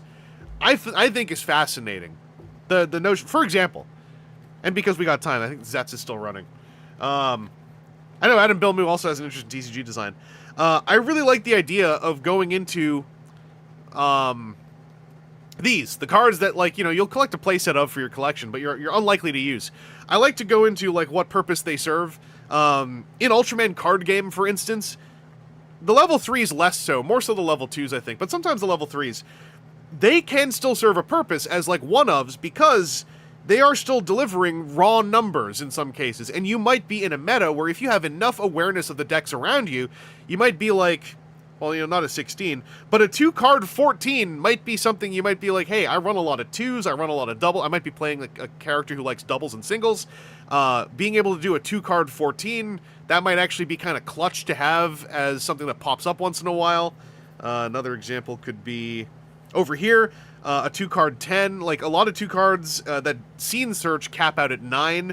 This is a 10, but with an effect that can give another character a +1k that could maybe push you over to maybe steal a win, or at least steal lead player.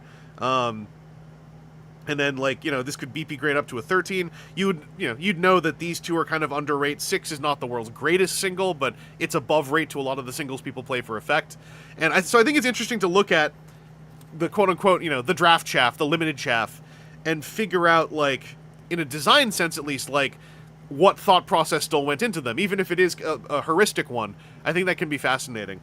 And then especially when you get into things like these uncommons in later sets in Ultraman, where you have a 3 that has a stat line that is reflective of an effect it does.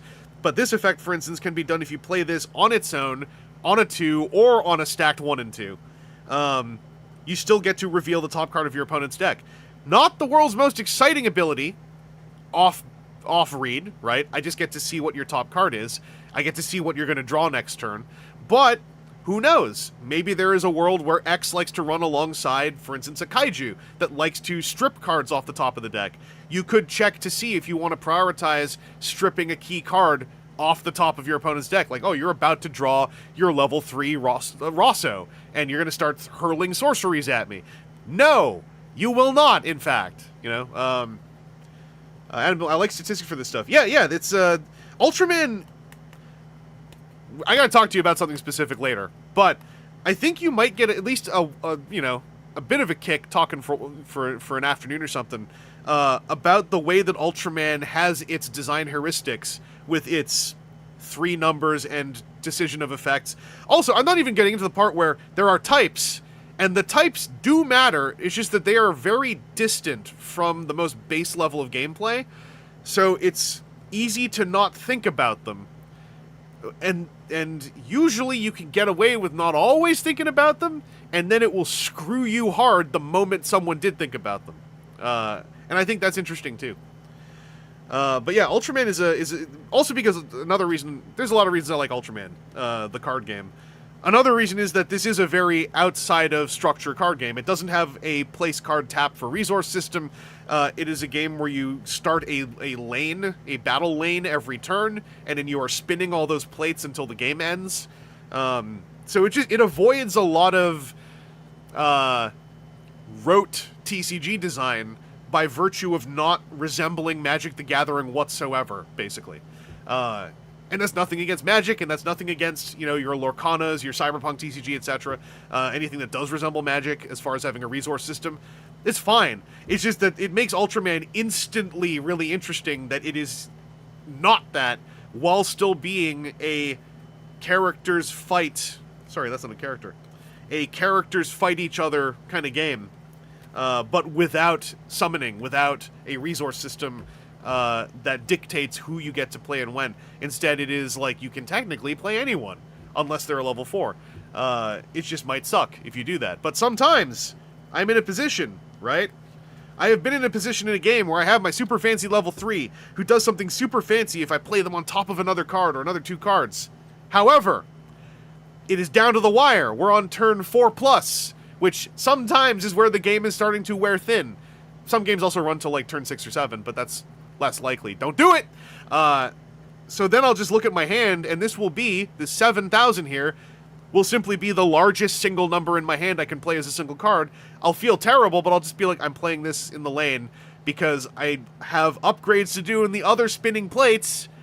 If I play this, and they don't play something that is 7 or higher, I take that lane on raw numbers, and I hopefully just get my effect to fire off that wins me the other 2 lanes I need.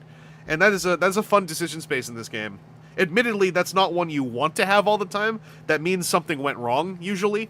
But that's where the it went wrong excitement can come in.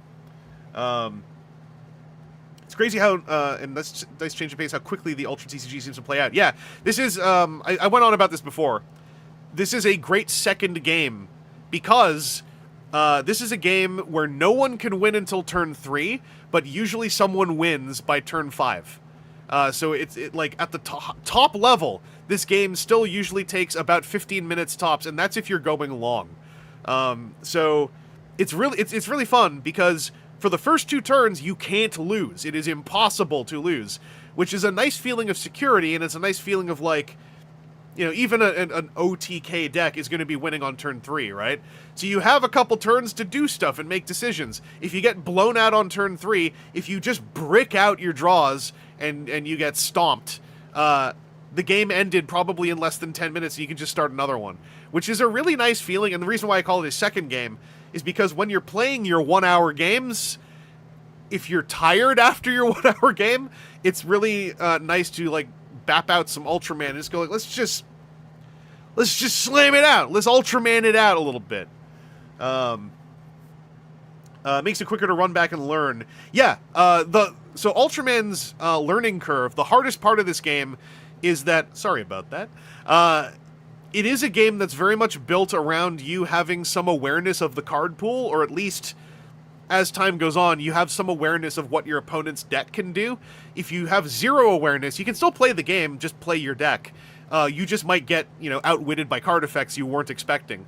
However, if you get to know your deck really well, that is, in my opinion at least, in my limited experience, if you know your best deck really well, you have a decent chance of maneuvering around your opponent's deck if you've never played it before, if you're really good at committing what their cards do to memory as you go, remembering what the artworks are, remembering, like, what the threats are. But it's a very simple game to play, and it can take a little bit to, like, feel like you're actually getting good at it, but it's such a fast game to play. Like, you can, if you meet up and have a local session where you're just casually playing for, say, 2 hours, which would be, say, 4 to 6 games of Magic the Gathering, 1v1, not Commander, and average decks, I'm not assuming, like, you're both playing mono red, in one of those multi-hour spaces, you could slam out, like, 20 to 40 games of Ultraman and probably get to know your deck and your opponent's deck extremely well. If you just play those 2 decks for 40 games as well, you're probably going to get sick of them. That's why I think, if I recall correctly, Ultraman card game at the top level is a 2-deck best of 3, where you bring 2 different decks that share a playset limit. So you can have up to 4 cards, or 4 copies of any card, but that's across both decks you're running. Sorry, I missed something earlier. What's the worst designed TCG you've played in terms of game theory? I don't have a very comprehensive hands-on experience with a ton of TCGs. Like, the easy answer is V-Card, but it's kind of, it's almost mean, because it's like, you know, it's like saying, I watched a bad movie. The Room? It's like, you know, whatever. Of games I've actually played, like, I guess actually, there are elements of Gundam. I think Gundam is fun. I think it's pretty, and I think it's really nice that it is Gundams doing it, so it's like, hey, I know what Gundams are. But Gundam, the card game, its resource system is incredibly stupid, and feels like a beta test that was never moved past beta 2, right? Because, like, Gundam has One Piece's resource system where you have a resource deck, and you flip one over each turn. One Piece's resource deck has hits that can happen that do something. Gundam's resource deck does nothing except denote what turn it is. It doesn't have to be a deck, and it makes the game incredibly fiddly, because every turn, you start your turn by going, I draw one, no, I don't draw one card. First, I play a resource, then I draw a card, and then I play a resource, and then as turns go on. And so you're playing out a resource lane that you're tapping to do things, and it's incredibly inefficient. And the official rules of Gundam card game are you must use official English language Gundam card game resource cards. The resource system could have been 1 card with an abacus on it. It could have been 2 dice. It could have been a lot of much simpler things that are less fiddly and less weird. The resource cards do allow them to create some very pretty art cards to chase, and I think that's cool. I just think it shouldn't be a rigid rule that you must use official resource cards, because they do nothing. And there's nothing gained by using unofficial resource cards. There's nothing gained by using 2 spin down dice. So I don't know. That, if it comes to like bad TCG design, that's my main one. Is the Gundam TCG has such polish everywhere, and its resource system, it feels like a beta element that never got polished. V Card is a VTuber artwork trading card collection. It is sold as a card game. My understanding is it's basically war. And yeah, the joke was it launched with an anti-system as part of the official rules, to which there was, like, people were dogging on it. But another reason you don't have an anti-system as your official rules is that, I don't know the legalities perfectly, but it basically means you are now selling a gambling game hard-coded in the rule set if you don't say this is optional. So that, as far as I know, was rolled back very quickly, because I think that would have created problems for the people selling it. But otherwise, it was just a super simple game. It lacked polish. It had very poor syntax. It's on like set 2 or 3 now. They've added mechanics in each set. I don't know if it's any better. It's good. It's apparently been very good for artists to get work. Like, V-Card has paid a lot of artists a lot of good money to do the thing they do well. So I appreciate that. And that's why at a certain point I'm like, I don't want to bully this thing too hard, right? Because, like, most people buying it aren't buying it to play it in anyway. They're buying it as though it's trading cards, so, you know, whatever. But it is the easy answer, right? And yeah, there were other VTuber-driven card games. Like, was it a Merryweather's card game? Apparently it was very good. It just, like, you know, wasn't able to assemble into a very strong launchable form. I think I went on about this before. Yeah, there's no other card games I played where I'm like, this sucks. I'm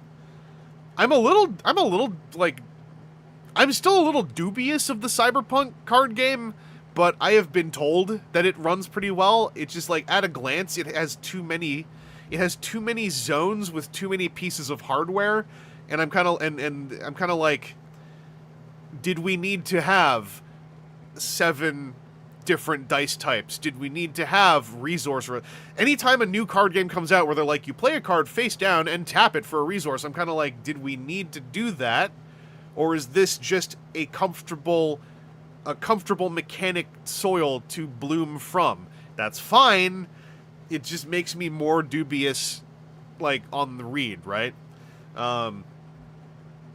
Oh yeah, that was MetaZoo, was the one that got kicked. Apparently MetaZoo is in a different company's hands and is actively a better game now that you can still buy in a store.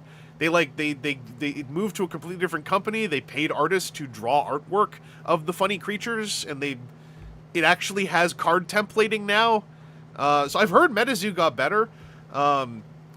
Altered, that's a bummer. I know, Bill Moo, you're just posting about that earlier. There's a good video about the fate of Altered. Altered, it was a really cool game, because it was a map traversal TCG where you weren't fighting, you were trying to get your character to move from point A to point, X. But then what Altered did as a gimmick was they did the Keyforge thing, but worse, where they had one-of-one unique variant cards. You get 1 in each pack, and they were an algorithmically generated one-of-one unique. And that's fine. That's algorithmically generated the okay version, right? Much like Keyforge. That's algorithmically generated entire decks, and when you buy a pack of Keyforge, you are buying one entire, completely unique deck. And that's neat. Altered was like, you'll get 1 unique card. And then every card will have a QR code on it that you can scan to then add it to your digital collection to play digitally. And then they added like a kind of silly NFT-derived thing. Not literal NFTs, although apparently they dabbled in that briefly later. But the idea was you would own the cards physically and you'd own them digitally. And when you sold someone a card, you could also sell them the digital rights to the card. Okay.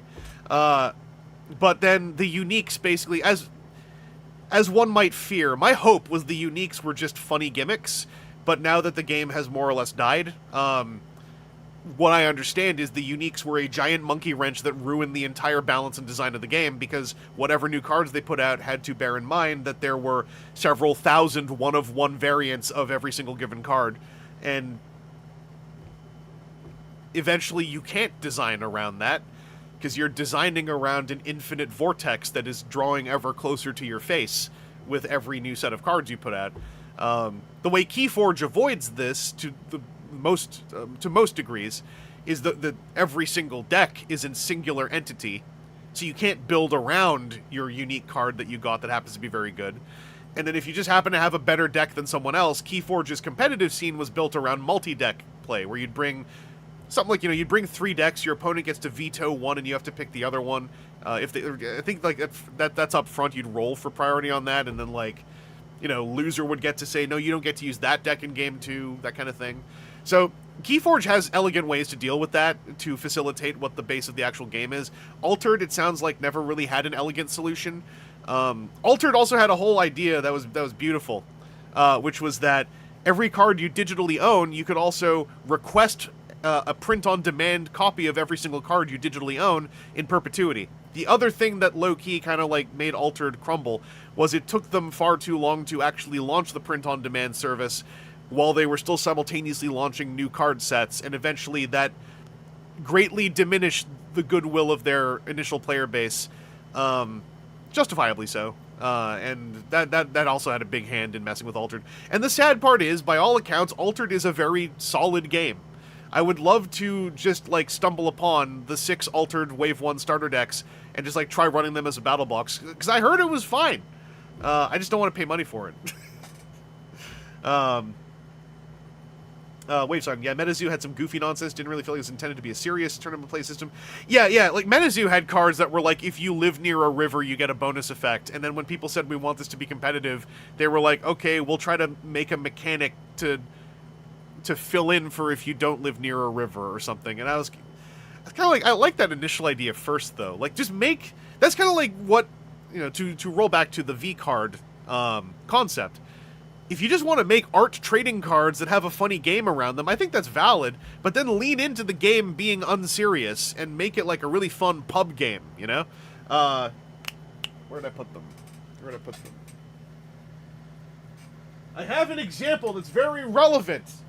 I don't remember where I put them now. Because they were very large. Is it over here? No.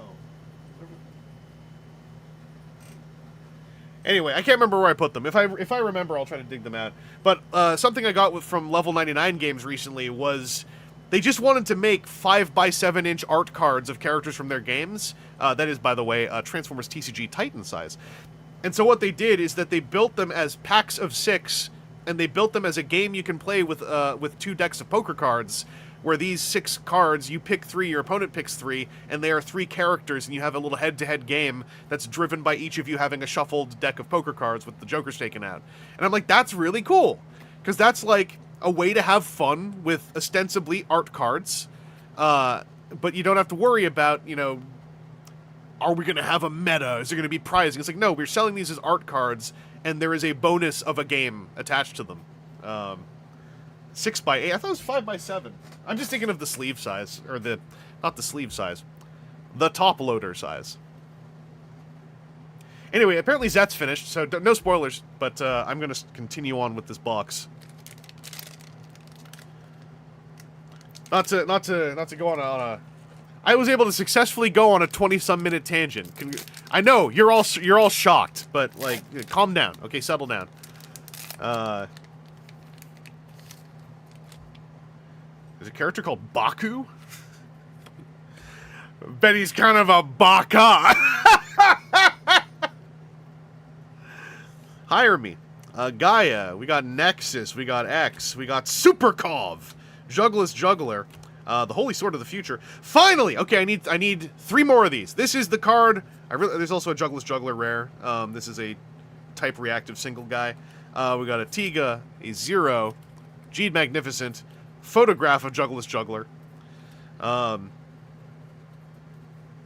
This, by the way, this Jugless Juggler art is pretty solid. This is by Sensu. Sennsu. This is Ken Nagasaki's Volgenes, the Meteo Kaiju. 4 copies of this and my Omega deck starts to exist again. So I need 3 more. This is when this enters play as a double. So you have to play this on top of a level 5 Volgenes, which I'm sure I will just have 4 of. If you have a triple or quad Omega, you may give the battle opponent of one of your Kaiju with type Meteo, or the battle opponent of one of your Omega, a BP grade decreased by 1 for this turn. BP grade decreases right now are kind of like the weapon to wield if you are able to. If you want to build a deck that will hang at high levels, it kind of feels like you need to either be able to wield BP grade decreases or wield exponential grade and power growth that doesn't care if you get decreased. But yeah, this is so foily. This is basically artwork spot glossed over a mirror, which is, you know, to some people's taste and not to some people's taste, but I think it's kind of cool. I like spot glossing a lot. And yeah, I actually watched Ultraman Omega because that was the first deck I was pursuing. Yeah, hey, finally. And I liked Omega. I thought it was good, simple, fun time. It is also fully available on YouTube. Just subtitled. I heard there was an English dub, but that it was only on like a stream or something. I did not entirely get that straight. We got Tiga, Nexus, Victory with the Sadolar scissors. Why does Victory keep getting different kinds of scissors? Stat level 3 Omega. We got Terra Phaser, Arc Signal, the Cybernetic Golem. The Attack of the Space Monsters. This is a Gaia Agul scene I haven't seen before. This is an activate. You put this out on round... So you have to wait until you are the winner after turn 4. Then you can play this. Activate once per turn. If the top card of a triple character of yours or your opponent's was put into its owner's hand this turn, give one of your Gaia and one of your Agul each a BP grade increase. Yeah, that seems like you try to win with this. We've got that gorgeous Studio Vigor Ultraman X level 1 again. It's a very pretty Ultraman X. They got to the first half of the dub is what I heard. Oh, okay, thanks, Long. I wasn't sure. And we got Ultraman Omega level 1 with the waves, with the power wave. Ultraman Gaia, Zero, Jeed, and Zapandon. And then let's open one more.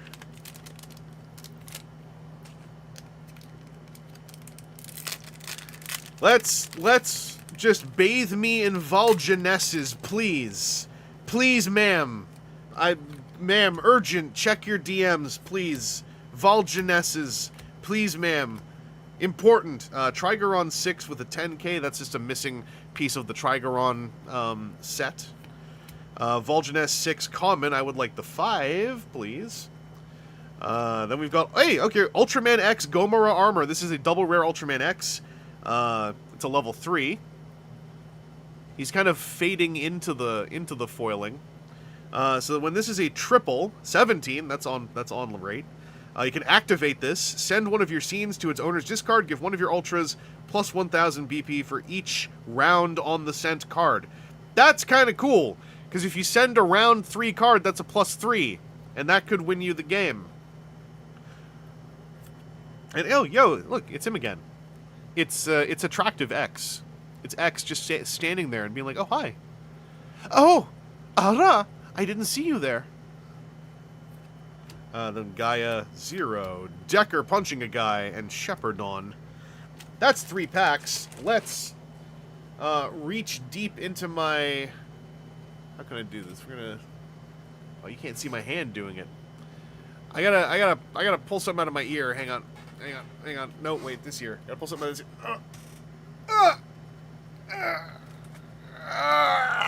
ear. Got one of these. Are those headphones or his ears? I think in the case of an Ultraman, it's kind of like yes. Although X is the cyber-tech Ultraman. He's the nerd Ultraman, so they probably are, like, extra hardware. I haven't seen X properly. And another Zeton. Player marker. Alright, we're on to the final 5 packs. So I missed a mark somewhere on my, my Campaign 4 pack generation. But it's all good. We're surviving. That's the important thing.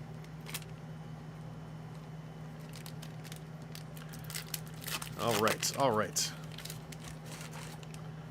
Hope we're all doing okay, by the way. I know it's the end of April. If you're in the Toronto area, I'm glad you survived whatever the hell the weather is. This is X level 3. Decker, Slicer Shot! Jugless Juggler, just doing a little dance. This is Dinah versus Dinah. Hello, my second quad rare is a second Omega. Precisely the number of quad rare Omegas I wanted to go with 4 double rare Valgenesses. I finished the harder... I think it's weird that I pulled 2 quad rare Omegas before I pulled 4 normal double rare Valgenesses. I hope I'm not chasing double rare Valgenesses for the next month. But I got the hard part done. Hell yes, this is exactly what I wanted. Yeah, double Omega 4R box. By the way, for those keeping track in the Toronto area, this is following the weird pattern of our BPO5 boxes, the few that we have opened, seeming to often have the same 2 quad rares, which is good for if you want to play them. Because, like, you know, little spoiler. It's buried now, little spoiler. Give me a second. I bought this is spoiling my short, so after I tell you this, please go watch my short I put up. You owe this to me. You owe this to me immensely. EJ had set aside a couple of booster packs on a hunch, and then me and Orb Meat bought them, and we each got, this is from the same box, we each got a quad rare Glitter Tiga, which is the most valuable of the quad rares. That means that there was I think a box with both Glitter Tigas in the, that was a box. I will say my understanding is that did not kill any boxes because those folks at that store that I will not name so that nobody starts trying to figure out how to game it. Although I will promote all the stores at the end in town who are doing the game. I'm pretty sure they were opening a ton of stuff because they were also doing pricing, like lagged IOU pricing for us. So, yeah, $82,000 Tiga, not wrong. But yeah, that was the commie pack. So yeah, that was some level 4 stuff. Just put the short into. Thank you very much, Bethany, for posting the short into the alternate chat. I think I missed some other stuff in the alternate chat, but I'll get to it in a sec. I wanna finish going through this thing first.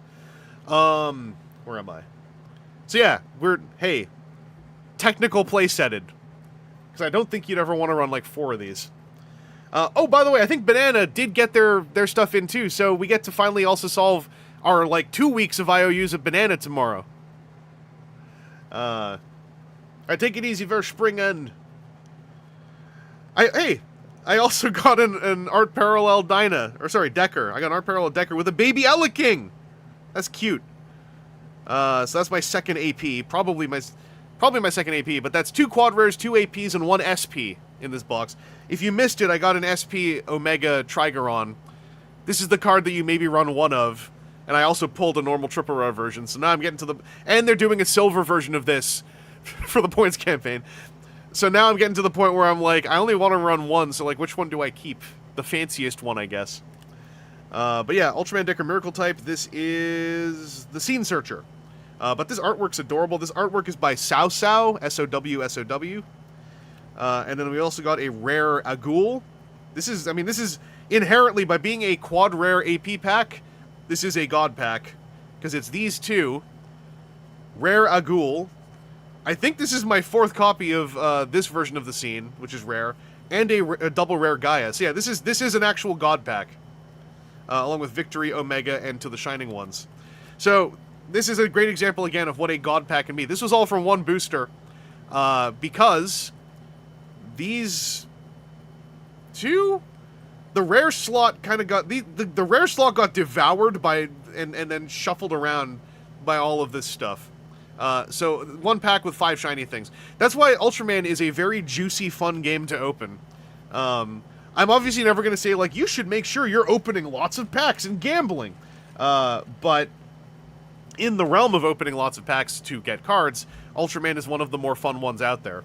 It's at least a third of it you pulled on stream. Yeah, and I have 1 more that I pulled yesterday, so I do have a playset now. We're here. We're here. So I think I'm doing 2 more packs and then giving birth, and then 2 more packs and then giving birth, and then the box will be done. What's up, Mock Valen? I have been having some... You want to see some killer pulls? I got an SP. I just had a God pack. So I just had a pack with these 5 cards in it, with an AP and a quad rare. My other quad rare was in pack 1, and it was also Omega, so I'm all set for Omega. I got my other AP buried in here somewhere, so I'm 2 APs, 1 SP, 2 quad rares.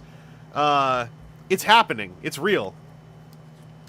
How many children do I have? I ripped them all open, so I lost count. I tear the children open to take their funny inside out, and then it's a Metron.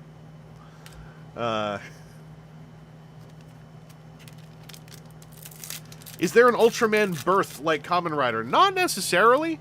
There is an Ultra Mother and an Ultra Father. And one assumes that because they have a son, they did Ultra birth at some point.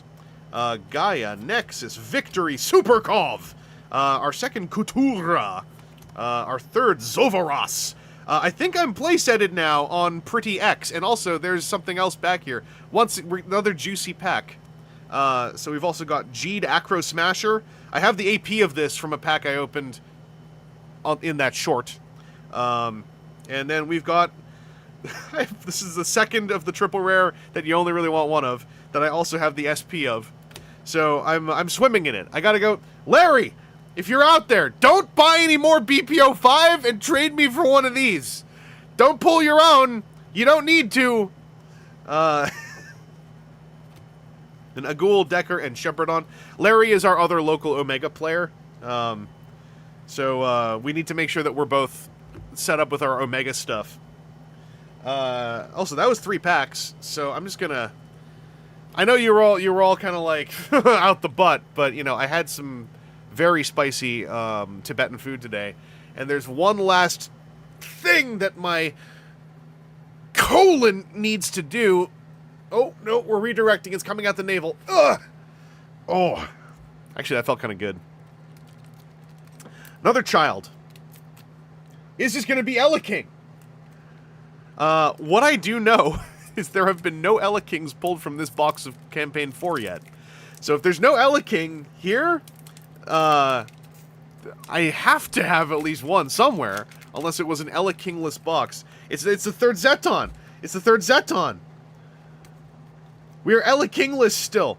I don't even have a deck for that Ella King. I just want a playset. The butt is relevant when eating Tibetan food. True. Actually, very true. But it is really good Tibetan food. I sort of knew this, but hadn't experienced it. But we actually have, like, a Tibetan sector in Toronto. And it is Tibetan and Himalayan restaurants for just 2 blocks. Side by side. It's kind of beautiful if you like momos. Because they're everywhere. And they're all family-owned. It's beautiful. Dinah, Nexus Enfants, Saddlear Scissors, Omega Slugger, Trigaron, X being a pretty little guy. I now have an extra one of these, if anyone wants an extra one of these. And Jeed's Solid Burning.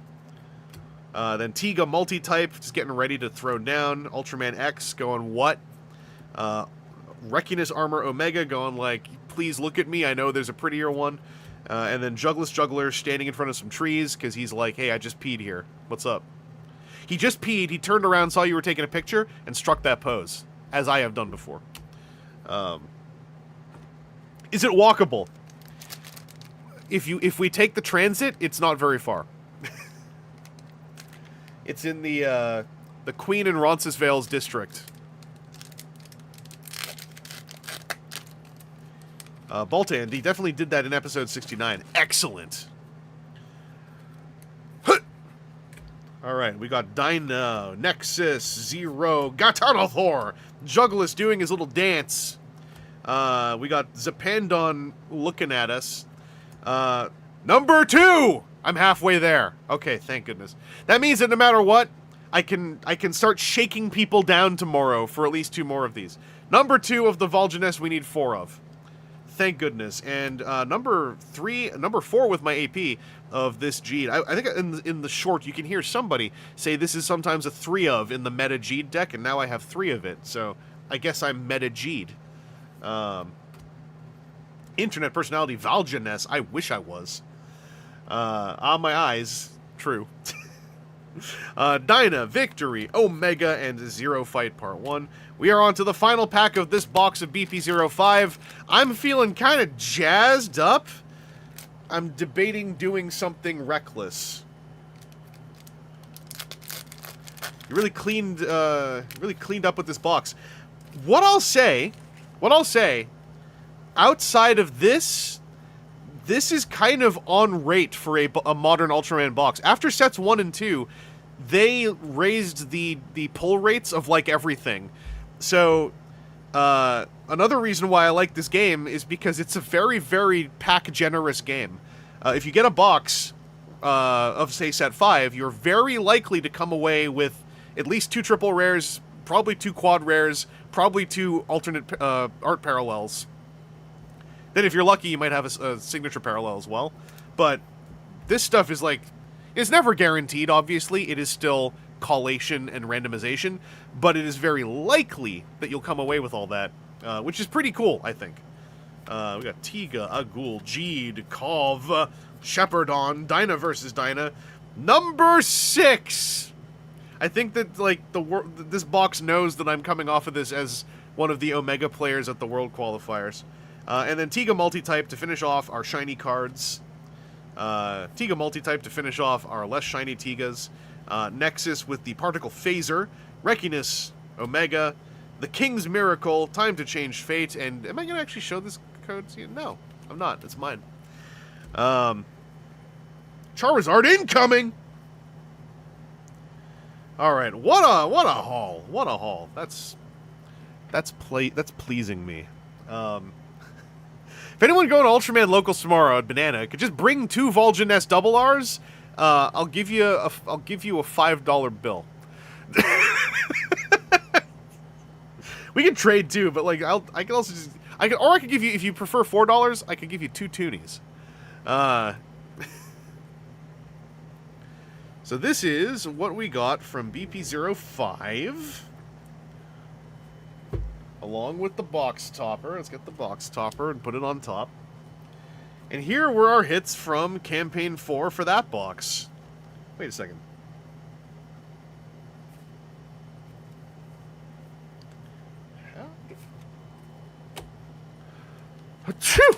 I forgot number 8. Almost forgot to give birth one more time for BP05. How embarrassing! It is. Well, it's Taiga. We haven't seen him yet. But this is another one of the player markers. It is not Elekking, sadly. Elekking evades me! But if anyone does have 2 Elekings, I got 3 Metrons I don't need, because I already have a playset of these. So, you know, we can trade Z a little bit. So here's the question I have. I have another quest I'm on, and I do want to save a separate stream for BP07, because it's a very kaiju-centric set, and those are always fun to open. It's also the newest set. It seems like something you just do in a stream. But I am on another quest. It's not a meta quest. It's that I really want to run Zet Sevenger. Sorry, Zet Sevenger. Because Zet and Sevenger are from my favorite Ultraman TV series, Ultraman Zet. And so, if y'all want to hang out a bit longer, I have the energy to do it, and we don't have to take a tangent for Zets anymore. Would you all mind if I just kind of like quickly, you know, tried to find my way to Zet Sevenger? Hang on a second. I'll be right back. Hang on.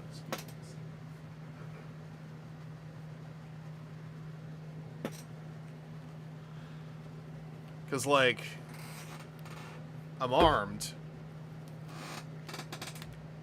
And this is the set that has Zet Sevenger in it. So, you know, if we do go through some of BPO6, that means I get to figure out if I got some Zet Sevenger. This one shouldn't take as long. I'll just put this over here. I'll move this pile over here. Just want to hang out a little bit longer, you know. We'll call this a VQ&A as well, if you want to, add... For the first time ever, if you, the viewer, would like to ask me a question, I might be able to give you an answer. Yeah, that's right. Hey, you know what? Hey, Seiko, we're double featuring. We're double featuring, damn it. I decided. I put Sevenger in the thumbnail for a reason, alright? Because I was like, maybe. But I was like, maybe I will take, like, too long to do the other box. And it'll be too oppressive. But we can also go. By the way, what goes great with your UD01 Gavadon? Why, the box topper of BP06, Gavadon A, the two-dimensional monster, illustration by Tonji Matsuno. Whoop.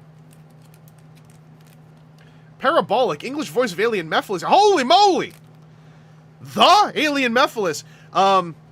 So in Canada, yesterday, we just had sets 5, 6, and 7 and UD01 come out.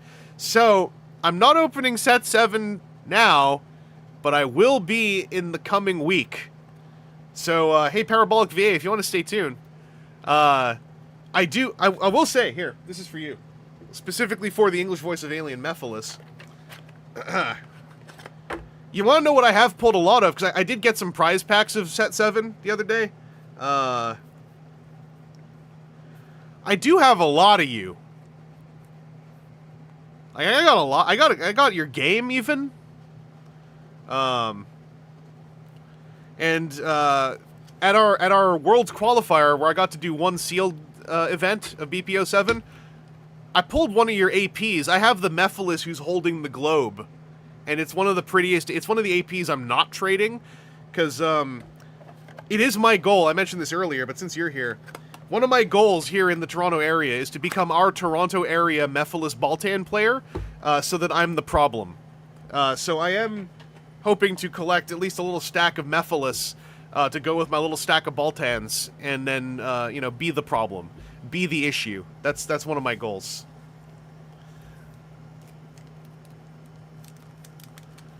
But nice to see you and Mock in here, at least a little while ago.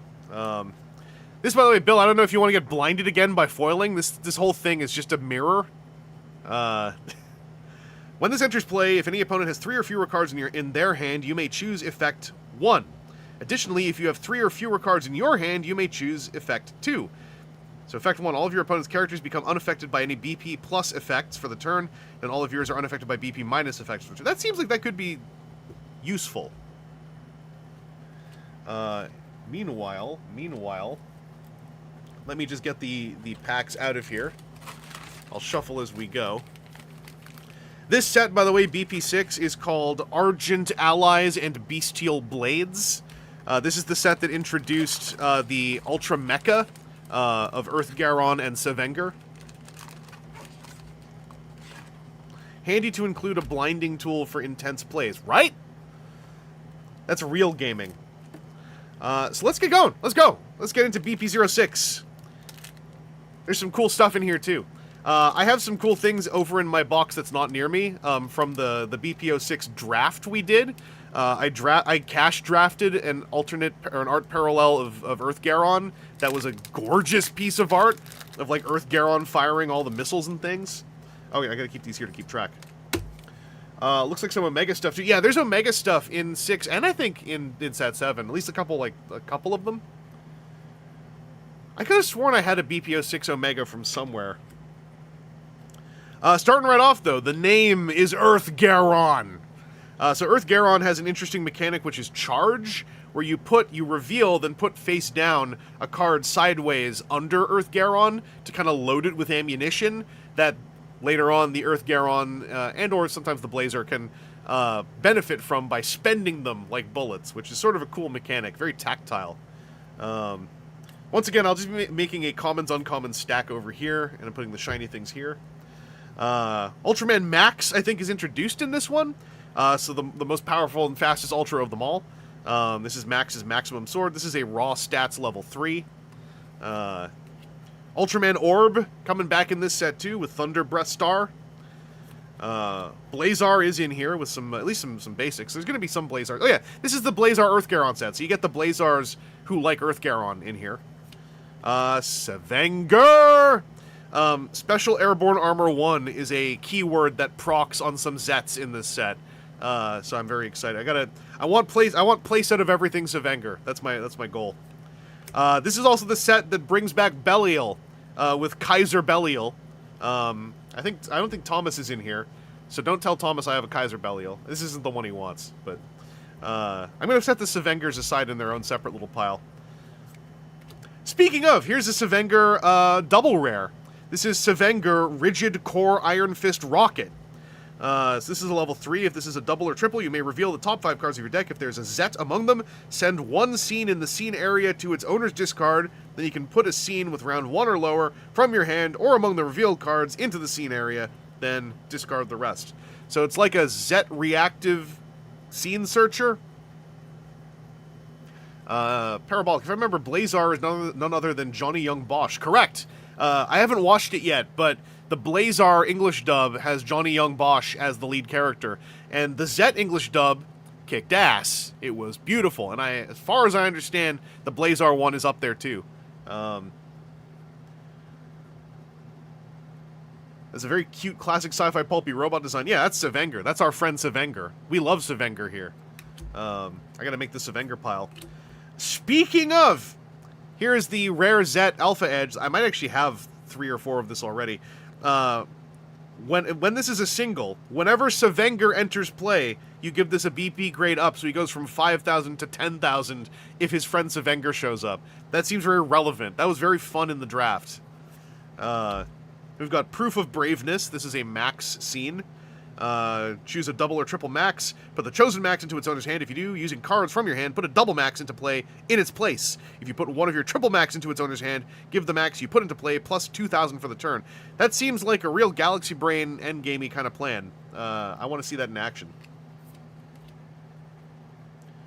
Yeah, it's all Okratron 5000. We started with Shin and have been doing dubs for the main series since. The dubs have been so good. The Zet dub, the Zet dub is the one, right, that, like, I was the most in on. That was, like, my series I liked. But, like, I use the Zet dub as an example of how English dubs of live action can be good. And it's not to, I have a tangent about this. I'll try to resist going on. There's also another Sevenger, and then an Earth Garon. I'm gonna make the, I'm gonna make the Sevenger and Zet relevant to Sevenger's pile over on the side here for myself. But it's my example of how the reason why English dubs have a bad rap, especially in live action, it's not because they're inherently, difficult to put together. It's that they are inherently often just not given any money to work with, any production time to work with. The Zet dub appears, at least in my opinion, to have had money spent on it and time put into it, and it was a very good dub.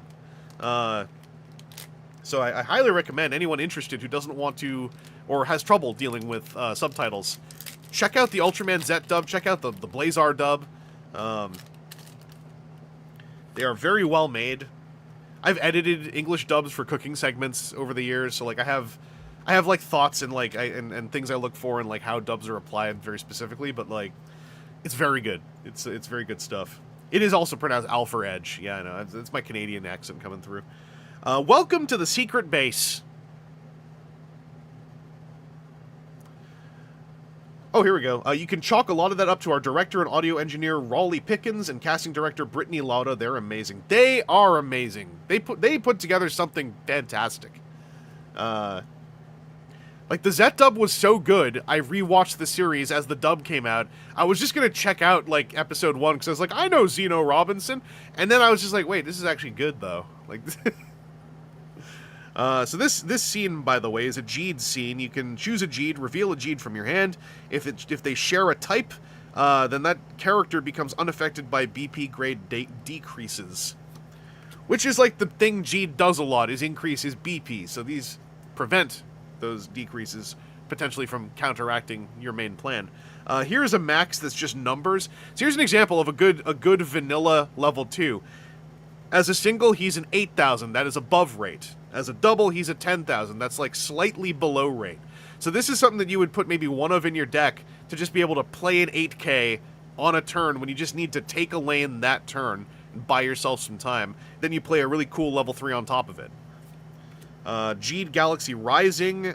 This is when this character enters play as a double. You can give an opponent with type armed minus 1,000. That seems like that's getting really granular and mean in a way I like on these common effects. Increase PP. Ultraman Omega Vol'jiness Armor. This is BP up against basic.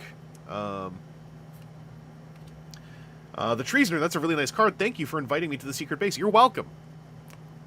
We like to... Oh! Savenger 3! Vanilla Savenger 3, but look at that big beefy 17k right there. You go in the Savenger pile. And If! The perfect life form. This is not the scary if, but this is the if that I believe you need to enable the scary if. So this one is... It gets tiny if your opponent's type is basic. But I think there's like a spooky if that can be like a minor win con or something. He's pee-pee poo-poo in the chat. I have unfortunately not been able to say pee-pee poo-poo in the chat for a while. I miss it. Parabolic. Been watching Omega myself on episode 4. It's been a good time so far. Yeah, I watched Omega because I was playing Omega at our World Qualifiers, and I was like, if I'm playing the deck, I want to watch the show. So I watched it over the course of about a week, and it was pretty good. Baltan 2. If being a scary thing in this game rules. Yeah, I don't think it's like... you will win with if, but I recall that 6 or up if is like a thing that can be kind of like, whoa. Yo, double rare Earth Garon, mod 2, type 23 special tactical armored kaiju. If this is a double or triple, it's a level 3. You can activate once per turn, send the bottom face down sideways card under one of your Earth Garon to its owner's discard. Give one of your Earth Garon or Blazar a BP grade upgrade by 1. So that's the big thing, is the face-down sideways card is a charged card. So you charge cards, slam down this Earth Garon, then eject a bullet to BP up one of your characters. So that's pretty cool. Then we've got Blazar Rare. Whenever Earth Garon enters play, you may give this character a BP grade increase by 1. So it's like that Zet from before. Koi Dao voices Omega, does a bang-up job. Also is Kuroko and Kuroko's Basketball. We were just talking, the Omega dub is in a, like, strange lost place right now, because it's not available anywhere that I'm aware of. I was just asking earlier, because what I understand is the Omega dub has appeared in the Ultra Connection live streams, but hasn't manifested elsewhere yet, and it's like, ideally it's out there somewhere, because oh, the first 12 episodes are on Tubi! Okay, I gotta go check that out. I was not aware. Because I liked Omega, so I'd like to rewatch with the dub, like I did with Zet. Speaking of which, the Holy Sword restored! This is a scene for Orb. You may choose one or two of your double or triple characters, return that many cards from your hand to the bottom of your deck, put the top card of each of those characters into your hand. Orb doing the self-cycling thing. By the way, look, it's Orb. This gets plus 3k if facing a kaiju as a double. And another Savenger! And then Earth Giron, just a normal one. You can eject a charged card to give a character plus 2,000. That still seems okay. Might be like your 5th or 6th level 3 Earth Giron. They turned Jane Automata into a streaming service. Uh-oh. Okay, they have been. There's just funky distribution stuff. Yeah, that's I kind of figured. Hopefully it can be finished. One of the saddest things in the dubbing world to me is that there was a Gao Gaigar dub when it was coming out on DVD in North America, and the dub was a bit rough to start, and then the dub really hit its stride, and then the dub was canceled halfway through, and they just released subbed DVDs afterwards to finish the series. And it really sucks because the dub cast found their marks right before the dub was canceled. And it had Dean Venture as Guy, and he was doing a kick-ass job. Like, he was... Guy, it took him a couple episodes, but when he finally did the Goldion Hammer with Goldimarg moment, he, like, hit it. An English language actor being able to hit a Goldion Hammer battle cry was something I was actually not sure would be possible. and Dean Venture did it. I know that's not his real name. It's just how I remember his name. The name is Earth Garon, by the way. There is Orb Specium Zaparian. Orb Thunderbreast Star. Decker Ultra Dual Sword. Likes to fight kaiju. Savanger. Oh, I have a couple of this one. A Taganular. A Taganular. Taganular. Are you feeling Taganular today? Are you feeling real Coleopteran as a kaiju today? You might be Taganular. This guy gets weak against basic and speed. That's his story. Oh, I have one of this Omega. I got this back at the release event. Oh, PT, another sad dub story. Kamen Rider Amazon Season 1 has an English dub that Amazon never wrote. That is so infuriating. Oh, man. To this day, the only way to watch the Shin dub and hear me as Mephiles is to buy the Blu-ray. I have that Blu-ray! That's the good one, right? Because I got that at our world release event. It's the one with the cool artwork on the slipcase. I forgot the company's name, but it is colloquially known as the good release. I have that one. This Omega, when he enters play as a single, if you have a scene in your scene area, you can return an Omega from discard to the top of your deck. So this is like maybe useful as a 1 or 2 of. The Canadian one is the good one. Yes. Okay. Yeah, I remember EJ was telling me he was pointing at that one. Seismic Toys had a couple copies, and he was like, "That's the best price you're ever gonna get on the good release of Shin." And I was like, "Okay, I'll do it." We've also got Decker Flash type. For each Decker you have, give this plus 1,000.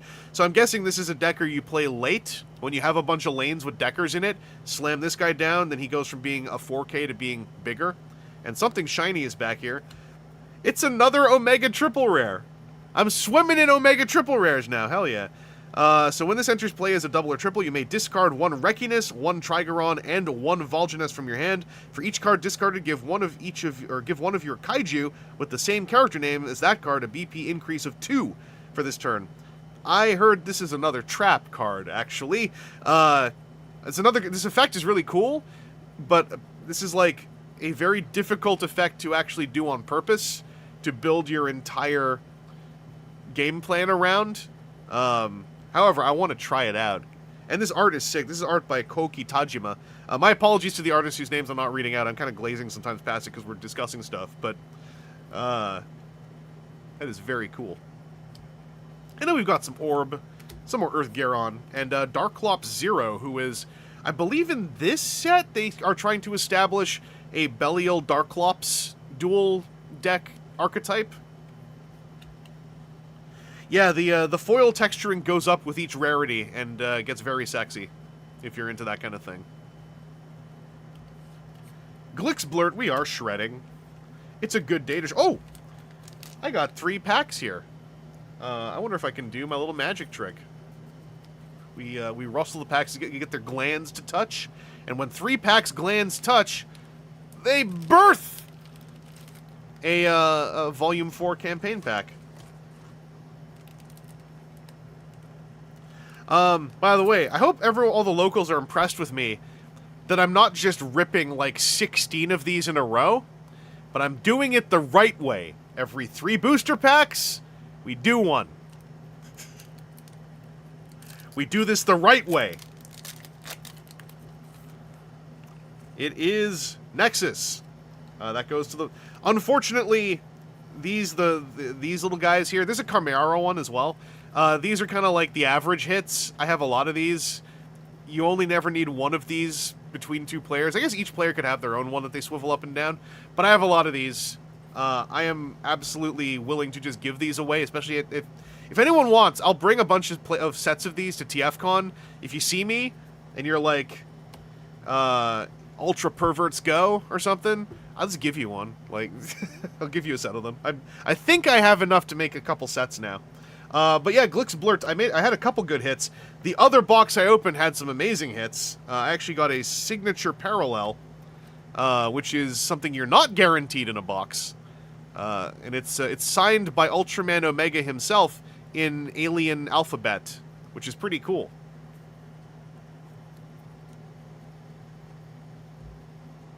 We got evidence of the Amazon Season 1 dub in the Alterna chat. Hell yes, I need to look at that later. And the director, okay. Yeah, I mean, I rant about this stuff a lot, so I won't wreck the vibe, but, like, nothing gets me instantly aggro in my current era as, like, oh yeah, we produced a piece of creative work and then are never going to release it. It's like, what if I punch you in the face? Then will you release it? Like, that stuff sets me off. Like, it doesn't matter what the quality of the work is. If a bunch of people use their free will and their creative will and their wanting to have a job collectively to make something, and then the owning entity goes like, I will never release it. Or even worse, I will delete it. That stuff infuriates me. Because it's like, even bad art deserves to exist. And I hate the idea of just eradicating work done. That's my warrior's principle. Another Savenger card. We'll put that in the Savenger pile. It's just a basic max level 3. We got G2. We got Omega 1, caring about giving someone armed for the turn. This is something I don't entirely understand yet, giving a type to someone in Omega. I'm not sure if that's just, like, filling out the Omega, like, abilities lists in the card pool. Oh no, well, Baltan 2, the difference is that Scoob 2 and Batgirl are actually probably gone forever. Micronauts, thankfully, someone said no, and just put it up on archive.org, and now it will be around forever. So that makes me happy. Oh yeah, PT, that's right. Yeah, if Discotech ever gets the rights for Amazon's, Amazon, hopefully they can get the dub out there. Amazon's, yeah. We got Earth Garon. We have another level 5, if. Got another Savenger relevant Zet. We got a rare Savenger. This is the basic play this, draw 2 bottom one. However, this adds, if you have Zet, you can give this character plus 1k for the turn. That's really cool, because most of the card draw level 1s are a 1000, which is like the lowest power in the game. So one of those being able to bump up to 2 means if you and your opponent both predictably do a turn 1 level 1 card draw character, you get to keep turn priority afterwards. I like that. This is a Warrior's Duty. This is, if you have Zet, exile 10 cards in your discard area that are Zet or Special Airborne Armor.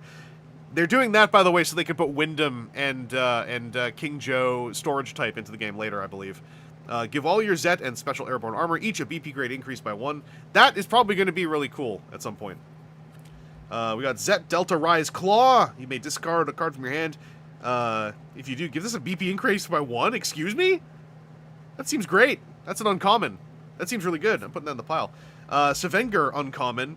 Whenever a scene enters play, you can give this plus 1000. And Zomara. We're back to that fun word, the Annihilative Proliferation Kaiju. Zomara's cool. This is a level 5 Zomara. That means I can put other Zomaras on top of it later. Coyote vs. Acme had a trailer come out. It has a release date. They have pivoted the marketing to portray Warner Brothers as a subsidiary of Acme that was part of a plan to try to quash the movie in fiction/reality, and that is genius. Makes me very happy. It also means that whatever clause Ketchup Entertainment had to go through to get that movie, that clause did not include being nice about Warner Brothers. They get to just dunk on Warner Brothers, I guess?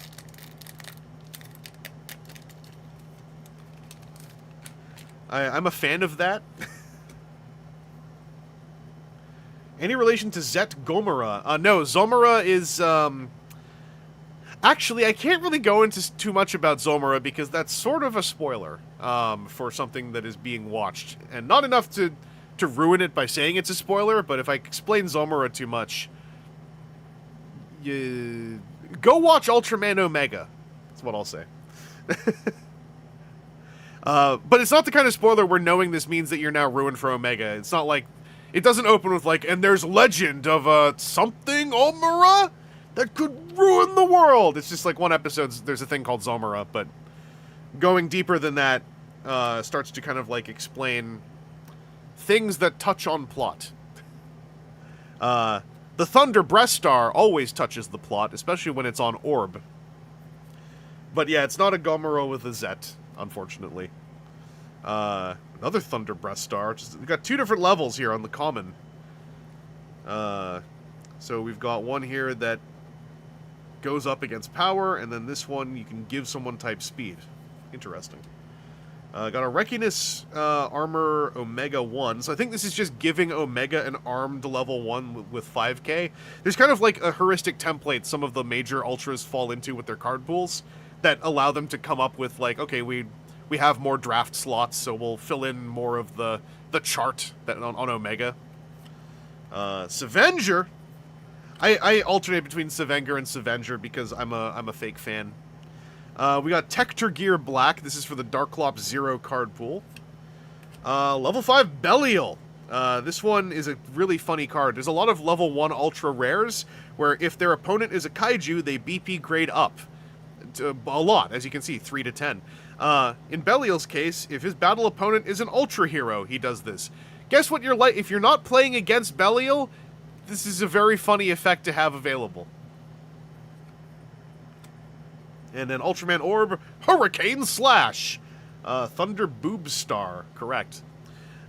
If you are the next player for this turn, that being the second player, when this enters play, you can give this plus 2,000 for the turn. So if you lost the most recent battle, on the next turn, if you play this as a double, it gets an extra bump, goes up to 13 as a double, which is pretty good for a double. And then we've got the Holy Sword Restored.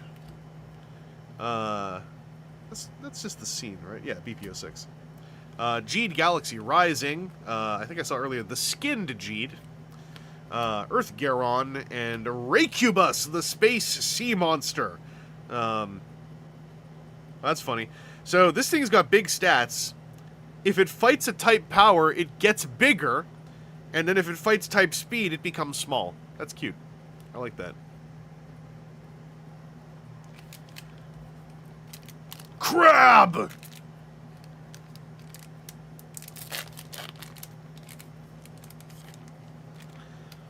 I'm gonna not show you my collection point. The name is Earth Garon. We've got Orb just looking right at you. I like this background, actually. It's a bunch of lens flares and bubbles. It looks cool. We've got Decker just, like, cross-arming in front of double Coronas. That's a flex. Omega, that's a screenshot. Scavenger for the Scavenger pile. Darklops 0. We got a double rare Earth Garon. Oh, wow. Look at all this stuff happening. When this is a single or double, when this enters play, charge 1 Earth Garon or Blazar. When it's a double, when this enters play, charge 1 Earth Garon or Blazar. So, if it comes in as a single, you can charge 1, and if it comes in as a double, you can charge 1, then charge 1. That's cool. This play pattern is fascinating to watch. It was one of the first decks that EJ showed me when he was shopping the game around town, right before launch. And another one of this level 1 Omega. Now I've got 3. And we got Dinah and Max, Scavenger for the Scavenger pile, and Zomara. I can't say anything legally. I'm bound by NDA. That's 3 more packs. So if we ball these up and then stick them into the special gland, then first we fire the corpses out and draw a little bit of fresh campaign volume 4 meat. Having watched Orb, most of Orb's powers come from circles and not orbs. True. Alright. That's thematic. That's a whole lot of power, those circles. This is a playable card. This could be King. Hang on, I have to close a window. Alright, this could be King. This could be King. We're gonna do this full-on friggin' Pokemon ass, whatever, friggin' it's gonna be... Dang. Thank goodness. Sometimes hope survives. Sometimes the world is a good place, at least briefly. I have a 3rd promo King. 1 more? And I don't care anymore what I open from campaign volume 4 forever. I'm so close. I'm so close. I'm so close. I'm here. I'm here. All right. $3 million. Hang on, we gotta do the Magic the Gathering guy who opens a revised card, goes like, "It's an King!" Wipes his thumbs all over it. Oh no!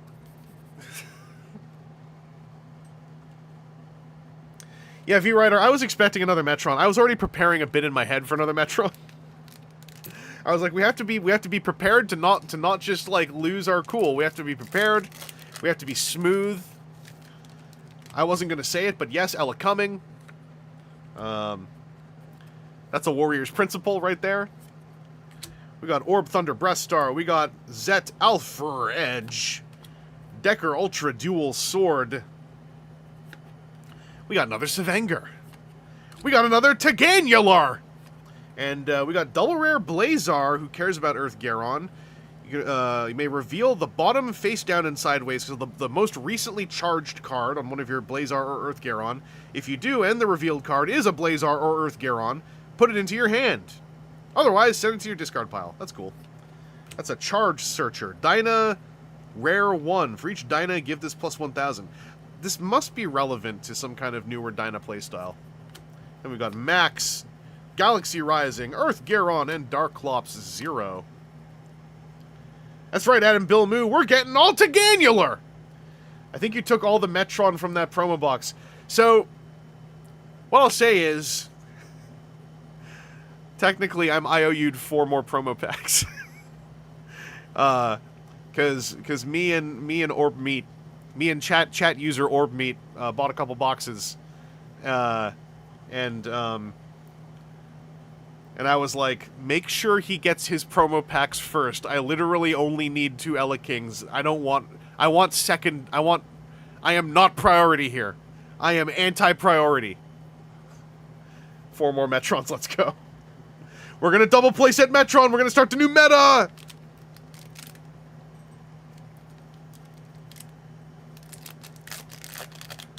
No, I watched Orb open them. So, his were weird, because he did not get a single Zeton player priority card. And I was like, that seems impossible. Out of, like, 16 of those. But I will, to advertise his trade binder, say he did get the shiny player marker. So if anyone out there in the Toronto area is looking for one, we got someone with one up for trade. Ayo. This stream is really endeared me to Metron. I kind of love him. Yeah, hey, listen, like this dude's got places to be. Like he's getting in his calories, right? Oh wow, that's a name. Klarkov, come to the surface. Part 2. That's adorable. It's a round 0 scene, so you could play this turn 0. If this scene card was sent to your discard area by an effect, when this is sent to your discard area only, you can give a Dyna plus 1,000. So you play this scene to draw a card and do nothing, and then you use an effect to discard it. Oh, Orbmeat, you're still here. I gave you the rigged packs, yeah.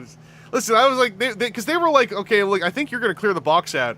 And I was just like, no, not me first. I only need 2 Ella Kings. Not me first. Here's Max, Jeed, Blazar. The one thing I like about our Toronto community is, for the most part, like... Oh yeah, PT, you got part 2, play turn 0. I know. And they say I ask too many questions. But like... I like our Toronto community because, for the most part, and I get, partly fueled by the lack of, like, a super solid singles market, we're just kind of like, we're doing TCG the way that, as someone else put it, you always were supposed to do it. We get our things, and then when we have the things we don't need, we just try to figure out how to pass them along fairly, and it's really fun. It's a fun vibe. We got Rakubus, we got Crab, whatever that Klarkov was, who knows. Tector Gear Black. Ultraman Max Scene Searcher? Yeah, Scene Searcher. Usually if there is an artwork of an Ultraman doing this pose looking at you, it's their Scene Searcher, if it's a level 2 double rare. This is art by Koki Tajima.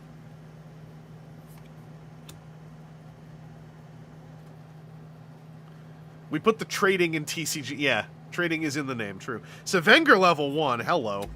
Light and Flame, this is a Blazar scene that cares about Earth Garon. Reveal the bottom face down sideways card under one of your characters. If the revealed card's Blazar or Earth Garon, put it on top of one of your characters that could level into it. Permanently! That's pretty cool. Orb, Sevenger, and Darklops 0. I think I'm almost in position to at least put together a jank Zet Sevenger deck. Just with, like, numbers.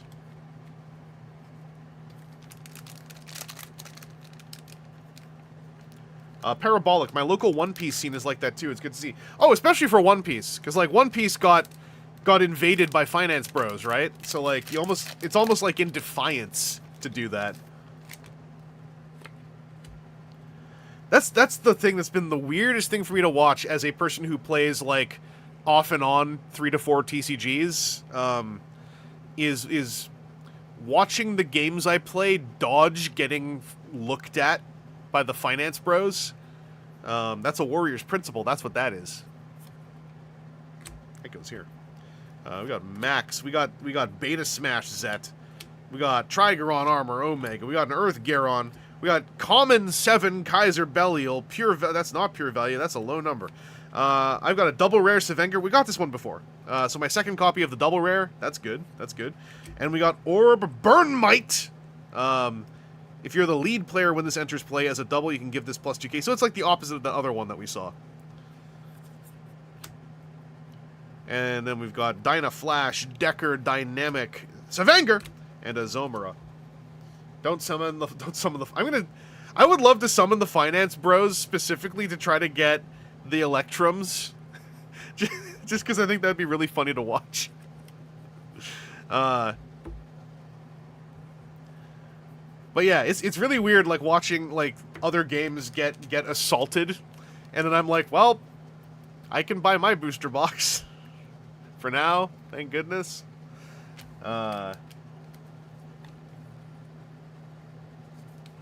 Good thing is those shops tend to carry the cards more, I guess. Yeah, like there's like a midterm version of it that, oh, look what just came out of here.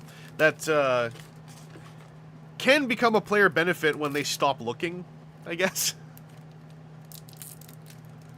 It's a shame. Like, it makes me kind of be a little bit short about like concepts like grading. Orbmeat, I'm so sorry. This is like my third. How many of these have I pulled now? I took all the Zeton player markers from you. There's 4 of them so far. This is how you ended up with all those Carmieras. Because I got all the Zetons.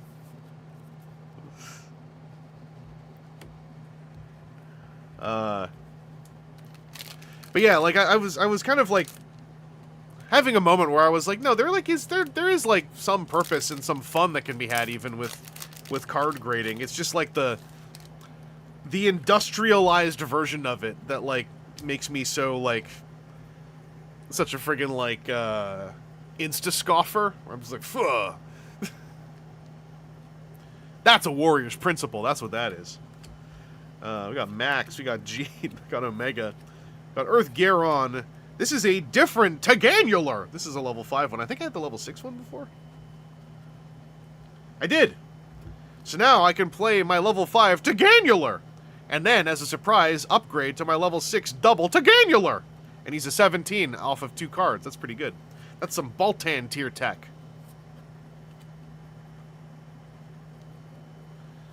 We got the rare Dyna that for each Dyna pluses up. We've got, I literally just pulled this, man. Now I have 2 Burnmite orbs. Got Max, Decker, Blazar with the Feardran armor, and then a basic 5 uncommon Kaiser, Belial. Enjoying the canonically timed Warriors principle, good cinematic pacing, TM. I do my best. I didn't seed these. I didn't plan. I don't know the seeding. I can't plan this. It's just happening naturally.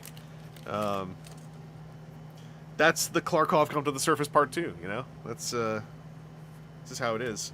Max, Jeed, Blazar, Earth Garon, Darklop 0. I got a double rare Bemstar. I didn't know there was a double rare Bemstar. So, when this is a single or double, when this enters, you may exile a card in an opponent's discard area. If you do, and there's a total of 5 or more cards exiled from the game between you and your opponent, this thing becomes an 18k 1 card 18. Wow. Bemstar, by the way, is an example of like, even though we don't currently have the the original Ultras in the game, we still got some goofy looking kaiju. And then we get this beautiful, goofy artwork by Fujiwara Hisashi of Bemstar just going like, my belly beam! Well, I think actually that's my belly inhale, if I'm... Or no. Does Bemstar inhale or exhale through the belly? I forgot. Or is it both?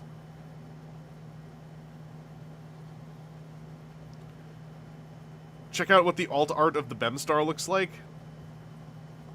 I'll try to go take a look at that later. Then we've got Orb, Hurricane / Rare. If you're the next player, give it +2. That's a warrior's duty. I just noticed something. Oh! This is the one about exiling a total of 10 cards in your discard area. Then we got a Max, Omega, Darklops. I almost showed you my code. I won't. It's mine. Yeah, duty. A warrior's feces.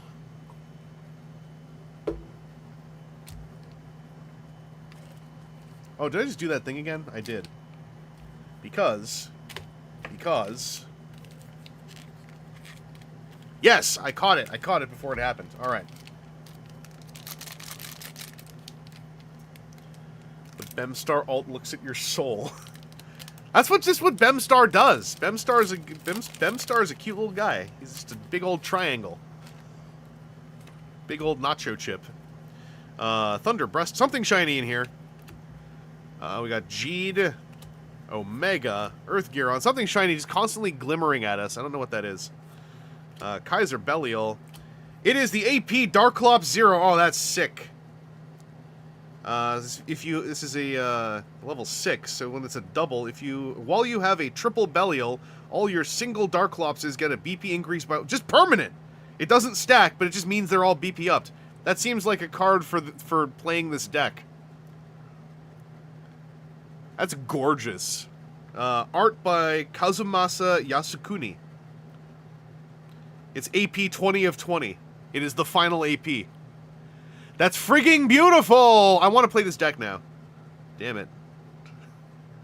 I have to get a box of set 3 if I want to play with Belial stuff.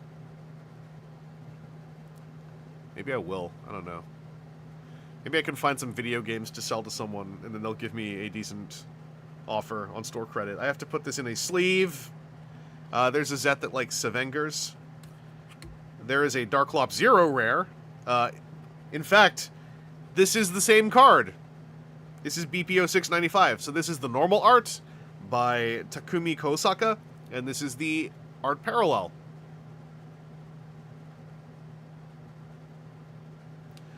Adam Bilmu, why is it spot glossed all the way to Buffalo, New York? Ah, yeah, it's yeah, they got something going on here. Remind me to next time we meet, Adam Bilmu, remind me to bring this in a sleeve to show to you so I can make your heart hurt. Yeah, look at that. The Darklops is spot glossed. I just noticed. You can tell when I do this. I love spot gloss. That's like my favorite trading card treatment thing because it has intent. Makes me happy. I love spot gloss. This is good too, though. Like this, I like both of these. I want to keep both. And then I got this is God packing. This is God pack. This is a 4-card. This is a demigod pack. So this was our pack. Art parallel, rare, double rare Decker dynamic type. You may give this character's battle opponent a BP grade decreased by 1 for this turn when this enters play as a single or a triple. That seems like something to think about and use my brain in a gameplay mechanic fashion. And then we've got a Jeed, an Omega who's just doing his funny pose, and a Kaiser Belial 7 basic. Give all your Darklopses plus 1k when this enters as a triple. Maybe I can just play with Kaiser Belials. Let me put this in a penny sleeve.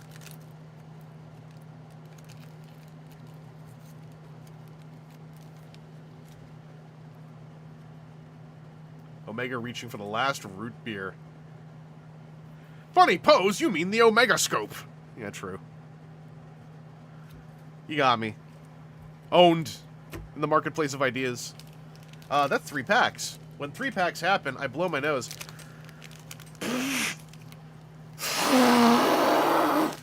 Oh. What came? Let's look at my snot. Oh, this came out. Excellent. I don't usually show my snot on stream, but this time we can rip open my snot and maybe a card comes out. Who knows? I think this might be... Oh, yeah. Okay. Okay.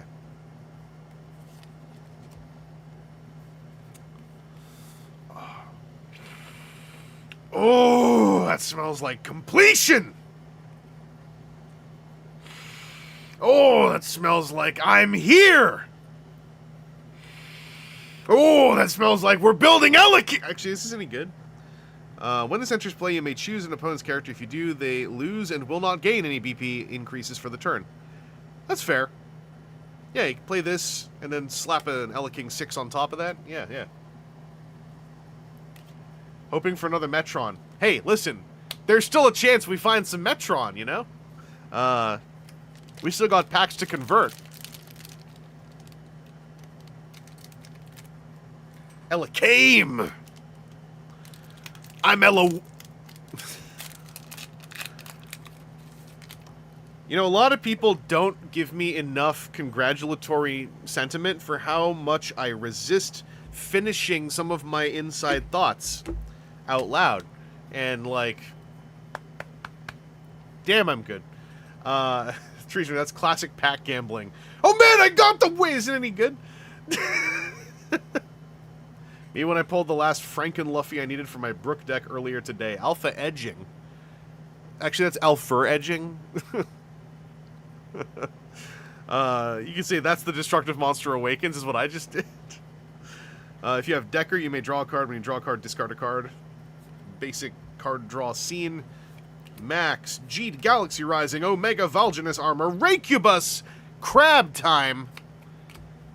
Basic Kaiser Belial. We've got the Dyna, who gets more from other Dynas rare. Something shiny. We got a Jeed... I have actually a couple... I think I have 3 of this. I think this finishes my playset of this one. This is Jeed Primitive, art by Studio Vigor. You can tell because of the style, I think. But this is with all the Ultra Metal things flying around. It's a pretty cool card. I like it. This is a Jeed who, again, for each Jeed you have, give this plus 1,000 when you play it by itself. What is the shiny thing behind here? That's my Ultraman Z Delta Rise Claw Triple. Oh, I wanted this. I think this is an enabler for a deck. So when this is a double or triple, activate up to 3 times per turn. Send one of your scenes to its owner's discard area. You may put a scene with round that is 1 higher than the sent scenes round from your hand into the scene area. You cannot put a scene with a round higher than the current field round into play. There's a way to set this up so you play 3 scenes out. And I guess that enables some kind of other engine. There's something to do with this Delta Rise Claw. I forgot what the whole story was. But it's a triple rare, so it also has full treatment.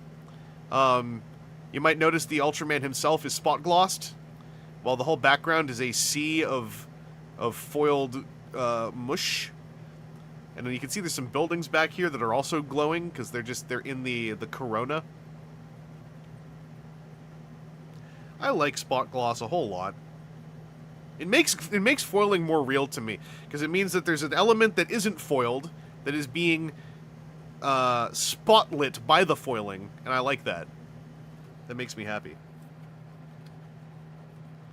Then we got Decker Dynamic, Savenger for the Savenger pile, and Zomara. It's like the treatment MTG gives Surge foils. Yeah, that's one of my things with MTG foiling is that they keep inventing so many different names for so many different foilings, and I'm like, just do a really good one all the time. I don't know. Like, we've got for our space set, our Cosmic Surge foiling, and for the Strixhaven set, our Academic Surge foil. I'm just like, well, what does that mean? What are you saying? Dyna, Strong type, Orb, Decker, Omega, Savenger for the Savenger pile. Kaiser Belial, just going like, welcome to my living room. Got an Earth Garon Double R. This is the one with charge and then charge if you're a double. I'm getting set up to try out Earth Garon Blazar. And Decker Flash type for each Decker. The proof of my braveness is that it's Silver Scroll for the JP Mystical Arc. Right, that's another one. Silver Scroll for the JP Mystical... I watched Tolarian Community College's box opening Yammer, and I thought that Silver Scroll treatment actually looked really sick. Kind of a shame it's buried in the collector boosters, to be honest. Dumbest foil name, Steppen Complete. I remember most of the Phyrexian foiling things being kind of goofy, because there was one where they just put the Phyrexian mana symbol, like the life mana symbol, just like dotted all over the art in the foiling, and I was like, that kind of, like, looks cheesy to me. I don't know. We got a Max, we got a Garon, we've got a Kaiser Belial. Bob the Awesome Bob, bend the pack. All right. There, I bent the pack. Now it's going to be a good one.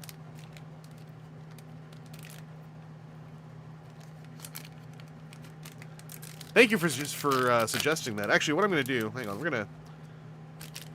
Ha! Grade that, PSA!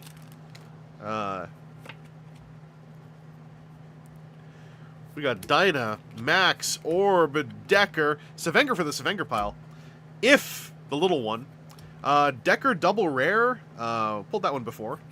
And a rare Savenger for the rare Savenger pile that is actually just the Savenger pile. That's the Holy Sword restored. Decker Miracle type. Very green. Very Ultra Galaxy Fight looking there. Blazar, drop kicking some kind of alligator. And Earth Garon punching some kind of alligator. I like that the uncommons with the charge mechanic and all this text still. I dare you to eat a card. Alrighty.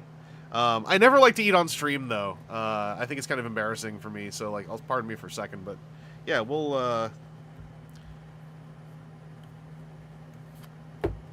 can eat this, Dinah.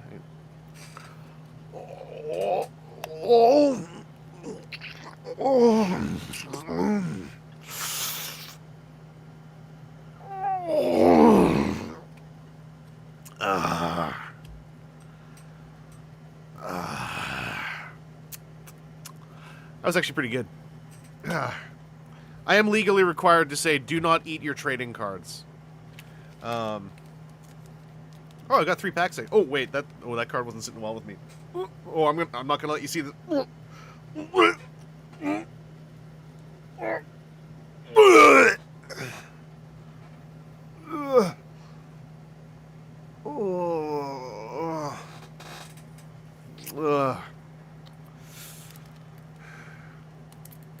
I should have drank some milk first. That's on me. Remember when Orb Meat was like, you took all the Elekings? And I was like, there's no way to prove that. I haven't pulled a single Eleking. What if I pulled another Eleking? Now I have excess Elekings. Now I'm just gluttony. Now I'm just like, another Eleking? May as well add it to the pile. Yep.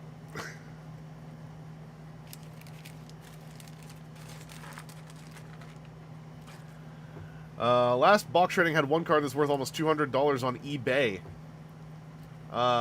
Yeah, the cards, Ultraman cards don't really have a solid singles market. There are simply some that are quite rare. So a lot of the art-driven ones pile up in value, but it does mean most of the game piece ones are available at a minimum rarity that is not usually too bad. The only things that are really expensive and have no alternatives are triple rares from set 1 and 2. Those, unfortunately, unless they get reprinted, they're just expensive because they're hard to pull. The name is Earth Garon, by the way. Pleased to meet you. Ultraman Max is here as well, as is Ultraman Geed and Ultraman Omega. But, hey, Earth Garon finally showed up, said his name, got in here, and we're feeling pretty Taganular! Oh, here we go. Where's Baltan 2? Where's Tony Baltan? Here's If, the Perfect Life Form, level 6. So, you got your If. Where's one of my Ifs? I had an If in here, right? Yeah, here we go.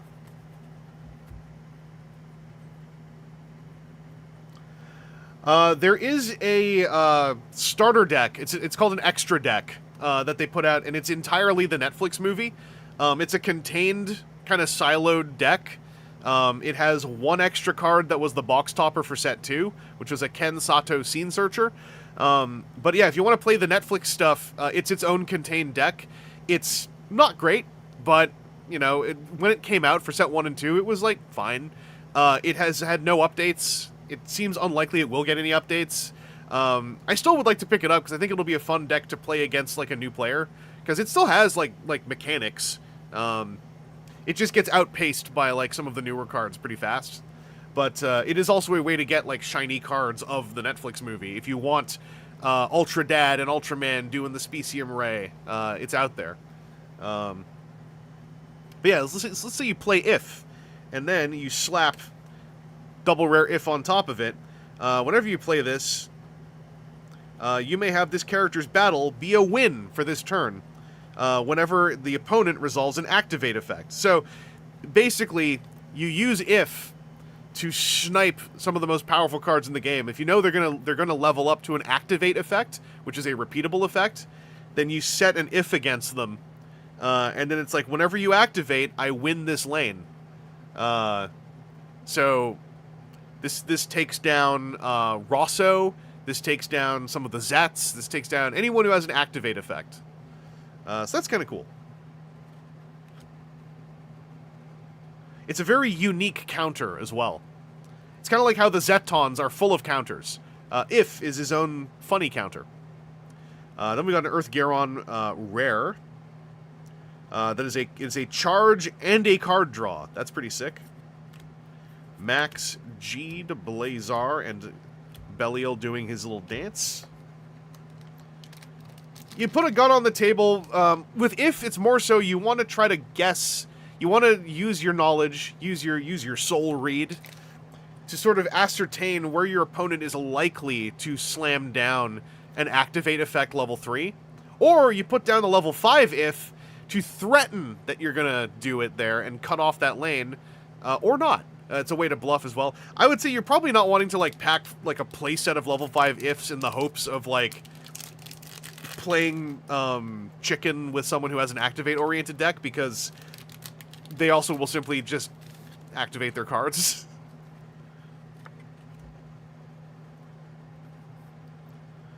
I still haven't seen the Netflix movie, but I heard it was good. It's been on my to-do list for a while. I'm just not in a rush, but apparently it's a very good kids movie. It has Ultraman words in it. There's an Ultraman in it. Dinah, Zet, Alpher, Edge, Decker, Savenger for the Savenger pile. We got another If to be a gun placed on the table, as Sports Pepper said. Blazar 1. That cares about Earth Garons, so it gets a BP increase every time an Earth Garon enters play. And that Darklops 0, so I've got, with the fancy one, I've got 3 of this now. I want to know what this deck is like. Overlapping Futures. If you have Omega, you can activate once per turn. Discard a card from hand, trigger when this character enters play's effect on one of your single Kaiju with type Meteo. If you discarded an Omega, give that Kaiju plus 2k. That seems pretty cool. This seems like a 1 of 2 of. Oh yeah, the baby Kaiju is in the deck as well. It's part of the whole mechanic interlace. Max level 3. When this enters play, you may give this character's opponent minus 1k. If they're also type speed, then you give them another minus 1k. Alright, Max is like, don't be fast. This is a Blazar. I skipped past this one before. This Blazar is an uncommon, double or triple. Every 2 face-down sideways cards onto this character, give them plus 1k. So that could be a way to, like, in a pinch, slam this down to get a 17, maybe an 18 on a triple. And then Darklops 0, uncommon. You can discard a card when this enters play. If you discarded a Darklops, draw a card. Okay. A weird way to draw a card.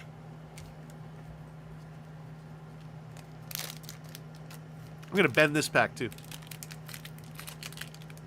Oh, yeah. Now the cards are going to be ripe.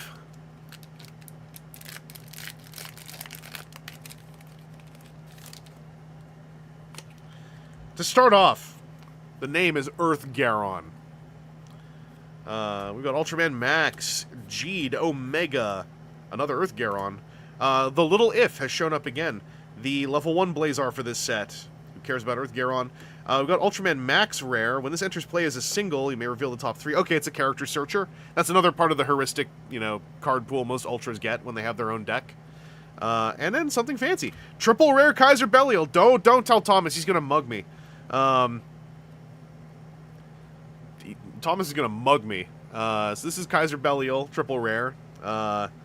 When this enters play as a double, you may reveal the top 2 cards of your deck. If you do, put one of each Belial card with a different level that is not Belial Mantle from among them into your hand. Send the rest of your deck. So it's a very strange Belial searcher that will not pick up its own self that says Belial Mantle.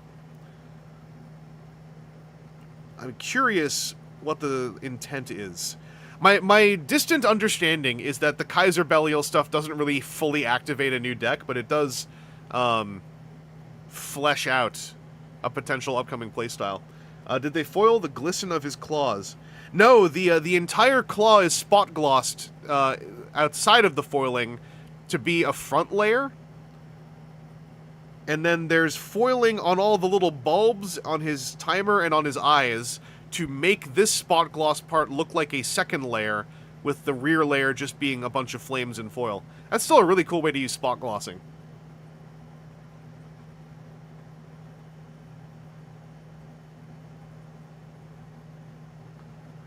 Baltan! Tony Baltan! Listen. The game has been out in America for so long, and it's also, low-key, kind of struggling in America. You should just buy some cards. The only people who sell singles are in America. So you should just dig around on eBay, see if someone has this one. I've told our rep about you. Our rep agrees with me. Chat card value. This is a 9K, 10K? What's the PSA on this one? PSA 10, PSA 11?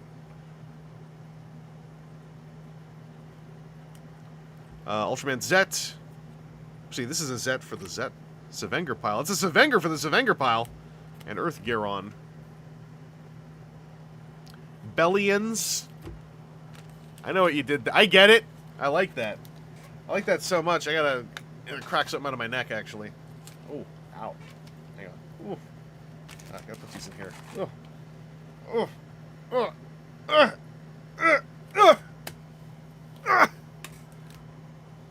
Hey. That explains that weird feeling I had between my upper discs.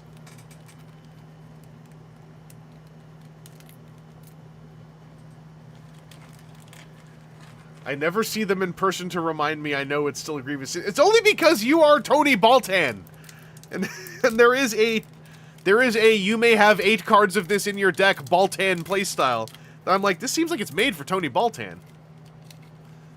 This is another Zet Orb Meat. I took all the Zetons!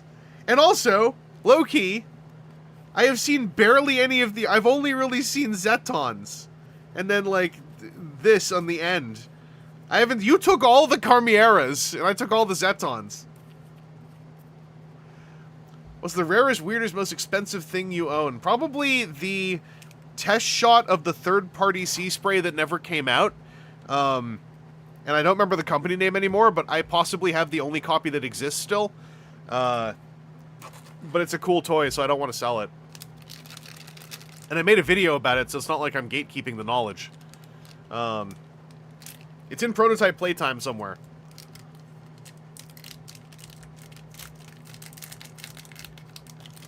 I think there's another one out there, but it was like me and maybe Pia had them. That's a Warrior's Principle. That's Max, that's Jeed, that's Decker, that's Garon, that's Taganular. We've got a rare Zomera, the Annihilative Proliferation Kaiju. I pulled, I think, 1 or 2 of these, because I like this thing's effect.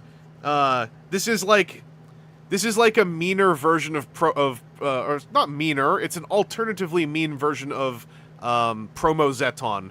Promo Zeton is if your opponent only has 1 character name of Ultra Hero type, this thing's a 20k. Zomera is if an opponent has both an Ultra and a Kaiju, this thing is an 18k. So if you're running Kaiju with 1 Ultra in some way, or any Ultras, I think, in some way, if you're running Earth Garon, if you're running, well, if you're Omega, basically, then screw you. Also, Omega already gets screw you'd by Promo Zeton, so this is just double mean. We've also got Burn Might Orb and something shiny back here that's staring at me. Another triple rare, Ultraman Max. I think it's my second copy of this. Yeah, it's a single or double. Well, this character's in the... Yes, this is the one. This is the one EJ did a mean game win on, I think, to me, where this one was moved. So While this character is in the round 1 battle area, so the lane 1, give it plus 2k and a BP increase by 1. If it's in the round 2 area, plus 1k and a BP increase by 1. If it's in the third lane, it gets a BP increase. So the earlier in the game this is, the more pumped it is. You'll notice a 17k. If you play this as a double, and then move it to lane 1, you have a 19k in lane 1, which is almost impossible to outmatch. I forgot how he moved it there, but I like that I have 2 of these so that hypothetically, I could be the problem at some point. And then there's another level 3 max, just doing a sidekick.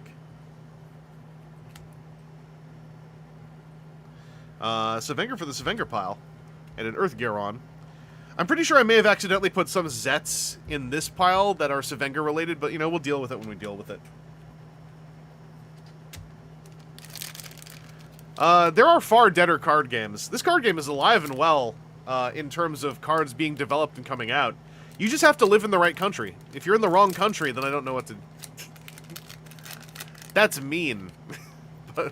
But Verspringen, who now went to bed and won't be here to witness it, told me I need to be more of a bully. So, it's not my fault. It's Kevin Verspringen's fault. You can clip that, send it to him. Dinah, Decker, Omega, Savenger for the Savenger pile. Taganular! Another rare Zomera. I think I'm at a playset of these now, so I can harass Larry. Jeed Galaxy Rising rare. You can discard a card from your hand when this enters play. If you do, give one of your characters, any of them, plus 2k. Have a good night, Tombot. That's the proof of braveness that you are getting a good night's sleep. Decker, Blazar, and Kaiser Belial with the Eye Scar. There are 4 packs remaining. Something hit the camera! Don't know what it could have been. It's a mystery. Funny how every pack has that one. I don't even... Listen, the name is Earth Garon, okay? The name is not, however, Ultraman Orb, or Ultraman Jeed, or Ultraman Omega. It's Earth Garon, alright? Remember it! Oh, hi, Kaiser Belial. How's it going? Oh, we got a second double R Bem Star. I can run the Bem Star meta. I kind of want to. I think it'd be fun. Hey, yo, TF fan page. What's up? Ooh, got the rare Belial with the Giga Battlenizer. I've got a couple of these. This is the one who kaiju's up against Ultra Heroes. That's Light and Flame. Jeed, Blazar, and Earth Garon. All my bros ultra so hard. Yo, for real, though. Hey, yo, actually, TFM page, you won the special prize. Because you showed up just in time for the discarding of 3 booster pack skins. You have manifested inside my own elbow joint, right from my pit, one of these. One of these silver packs that say Campaign Volume 4. So, as a special prize, you get to watch me open this and keep what's inside. It's a pretty good deal, to be honest. Oh, baby. Oh, baby. Why did I even have any... I was so worried I was going to pull a playset of Metrons, when instead, I pull a playset of Elekings, baby! Son? Daughter? Child? Offspring?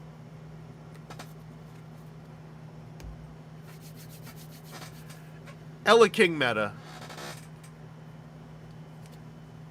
It's here to stay, and it's got to say. Can anyone get Diaclona in here? Well, you can cash in your,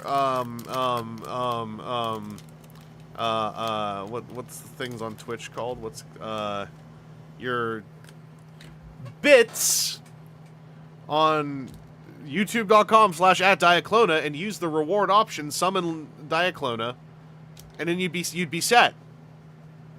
That is, you have to just say, Klarkov, not to dox Diaclona, Klarkov, come to the surface, part 2. And then, you know, you get what you want. But you gotta make sure you've earned the bits.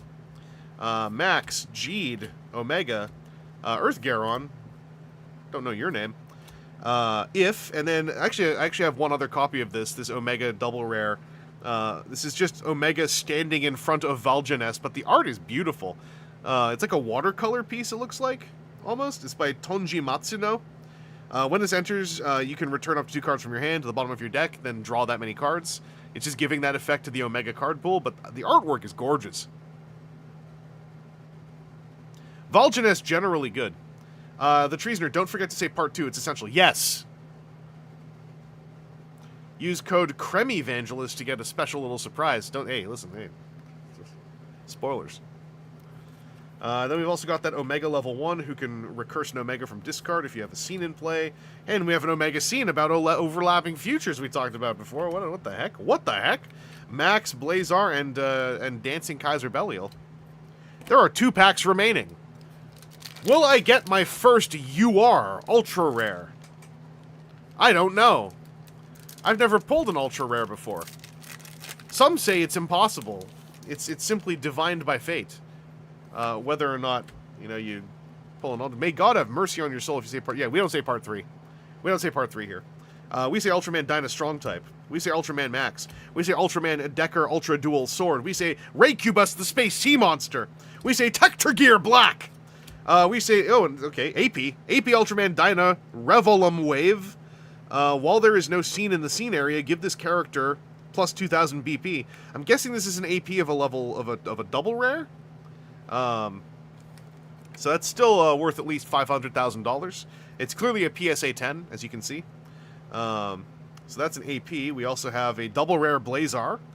Cares about Earth Gearon. We've got Darklops. With that AP, I got a playset of the Darklops 0 rare. And then we've got a Blazar triple rare, Fire Dran Armor. That's gorgeous. Let's just get the rest of this out. It's Decker, Sevenger for the Sevenger pile, and then a Darklops 0. Demigod pack hit. So Ultraman Dyna, this alt art is by Ken Nagasaki. It looks like there are a bunch of scenes happening in the back. So that's pretty cool. T-Fan page, there is actually an entire contained deck based on the Netflix film. It's not very good now, but it's very playable, especially if you're just playing casual. Yeah, the depth on this is beautiful. And then this is a double rare, so it's just a big, shiny rectangle. We've seen the Darklops 0. I'm going to look at this Blazar. This is beautiful. So this is triple rare. When it's a double or triple, you can activate twice per turn. Send the bottom card of one of your triple Blazar to its owner's discard pile. Give the battle opponent of one of your Blazar or Earth Gearon minus 2k for the turn. So this is to tweak down someone's power and ability. That's a gorgeous treatment, though. That's a bunch of colors and foilings intermingling with the base artwork itself in a manner that is dynamic and cool. There's a texture on this. I don't know if you can even see it. Not those ray lines are one texture, but there's also like a fingerprint texture alternating between the wave lines. I don't think you can see it on the camera. This art, by the way, by Koki Tajima. That's gorgeous. Yeah, it kind of shows up in the camera, but not perfectly.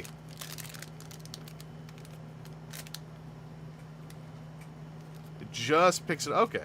Yeah, if we get this in here again. Yeah, you can kind of see it there on this part.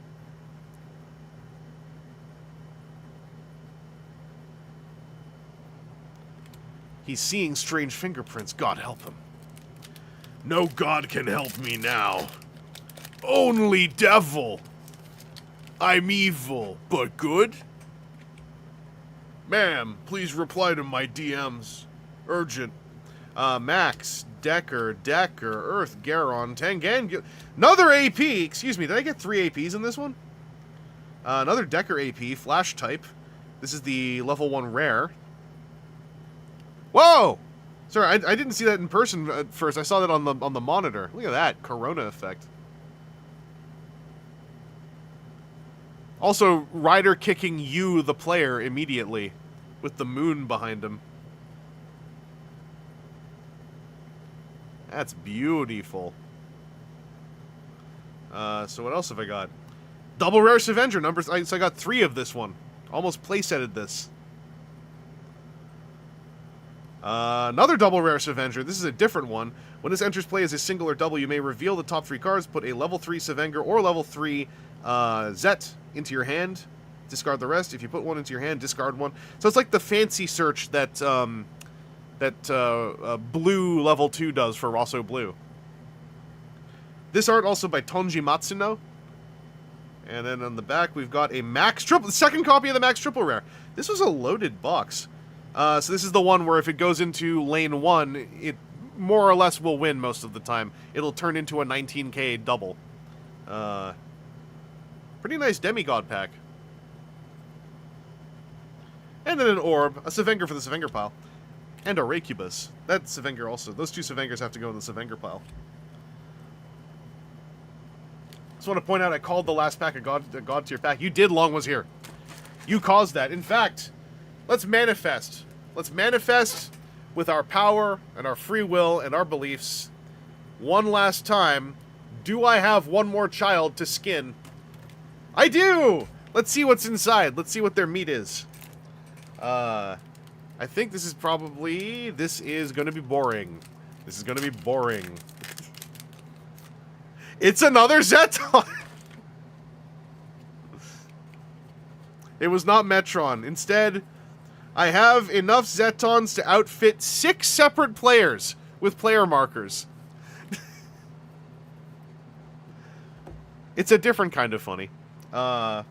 This goes with these.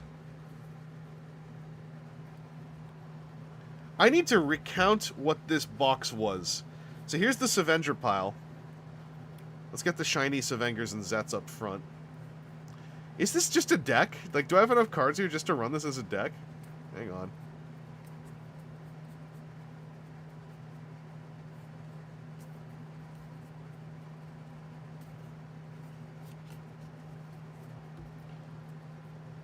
Check for Zets not in this. Yeah, true. How many copies of this do I have? It's just the 3, right? Yeah.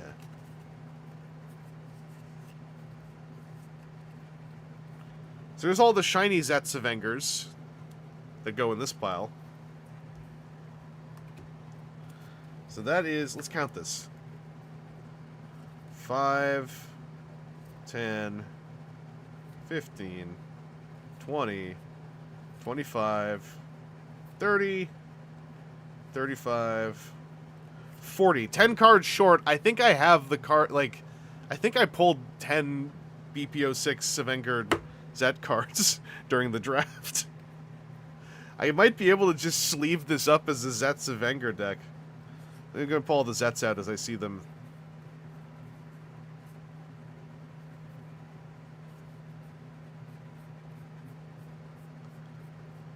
That would be very funny if I just pulled... It'll be jank, but if I pulled a deck out of this, that's really funny.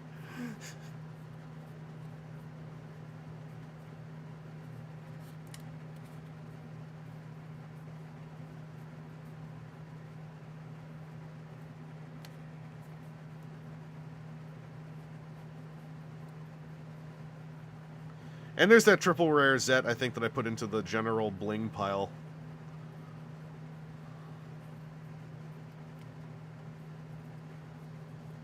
Oh, did I get better about this after the halfway point?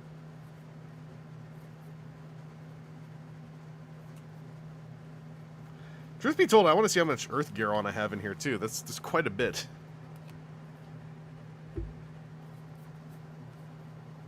Imagine a meta deck being filled with just one guy. So, Mono Jeed apparently is very good. Mono Orb is pretty solid. There are some Mono Ultra decks that are actually quite playable.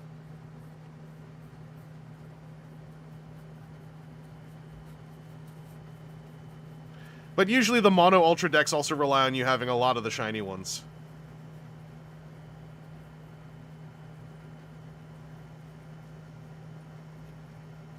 Okay. Earth Garon, that's his name. So, now we're up to 44.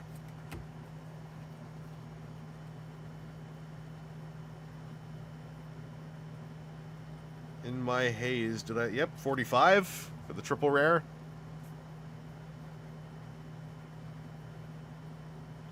Yeah, 5. You know what? I have a bunch of kaiju. You throw 5 kaiju in here, and I have a pulled from the box deck. That's really funny.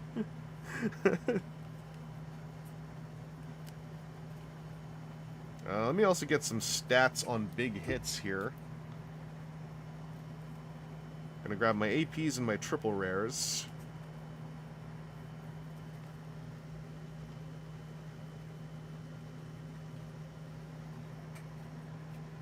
This thing also ended up over there. I don't know how or why.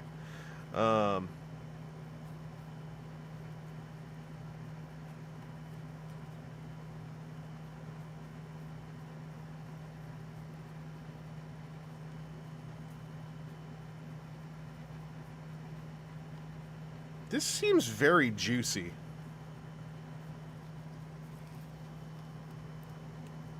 Like, this seemed like a very juicy box.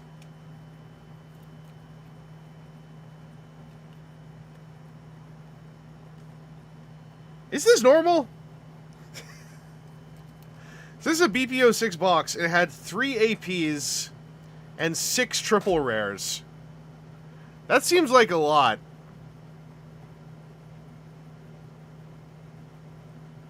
It's usually like 2 and 4, I think. Go me. I guess I'm good at opening cards randomly. I don't know if Godbox is a thing, but like dang. I guess I'm good at. Why did I put this in a sleeve? It's just an AP. My box is too juicy. My promos are too buttery. It's a skill set. Thank you. Like the other box was just on rate, but this one feels like above rate. It's because you open the silver packs properly. You know, that's why we're here, though. That's why we're here and we do things properly. Not like friggin' stone cold casuals. You're a confirmed industry plant to get me to spend ultra money. I mean, obviously, right? Yeah,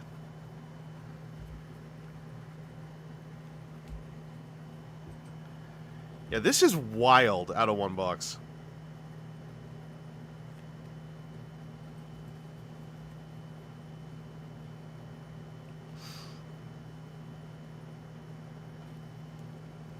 I'm just gloating now. I like all this shiny stuff. I hope I got enough to put a Max deck together. I want to do this stupid thing. It's Max somebody. I forgot who. Maybe it's Max Tiga? Yeah, and then those level 3 Tigas from the Yes! Okay, I see now. I get it. Hang on. So yeah, you can swap the place of this character with an Ultra Hero adjacent. So you can chain these to move Max over to the leftmost okay, I see. That's kind of cool. Or just use the Tiga level 3, I guess.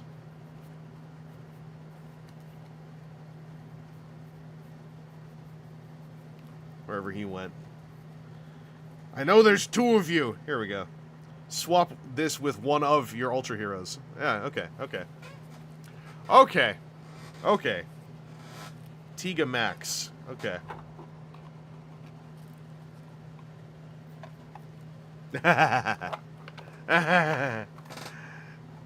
That's neat. That's neat. Well. Well. If it isn't...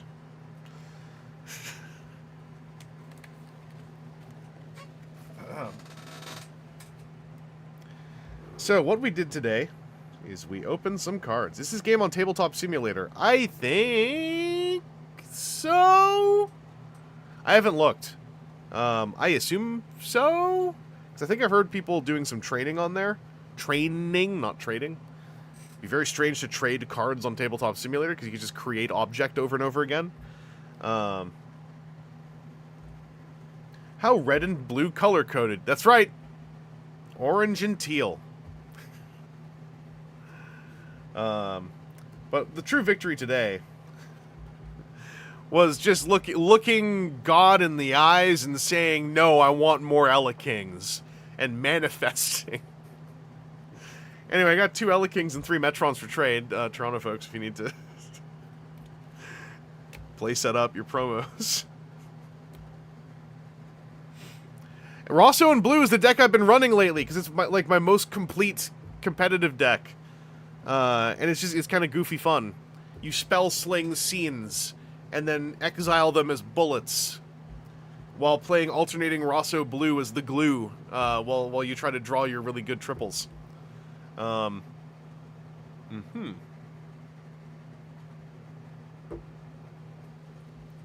Anyway, here's all my codes. If you want to scan my codes, steal my points, they're right there. Just flip it over. Use your mind.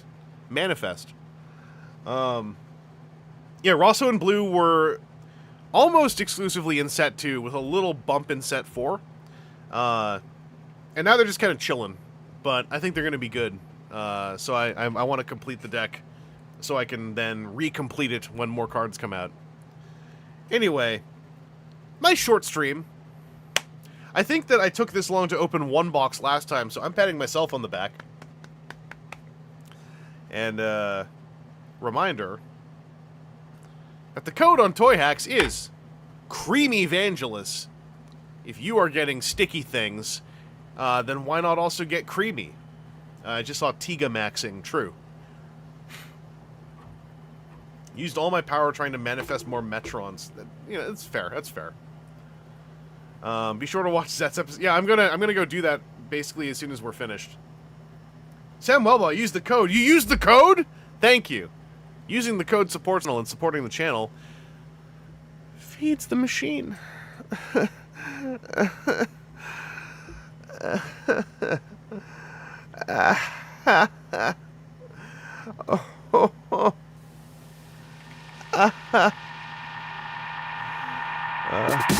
going on?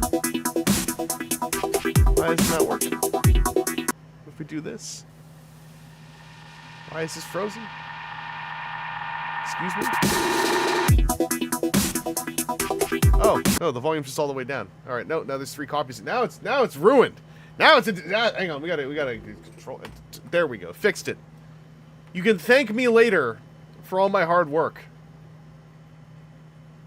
You can thank me later. All right, there we go. Right.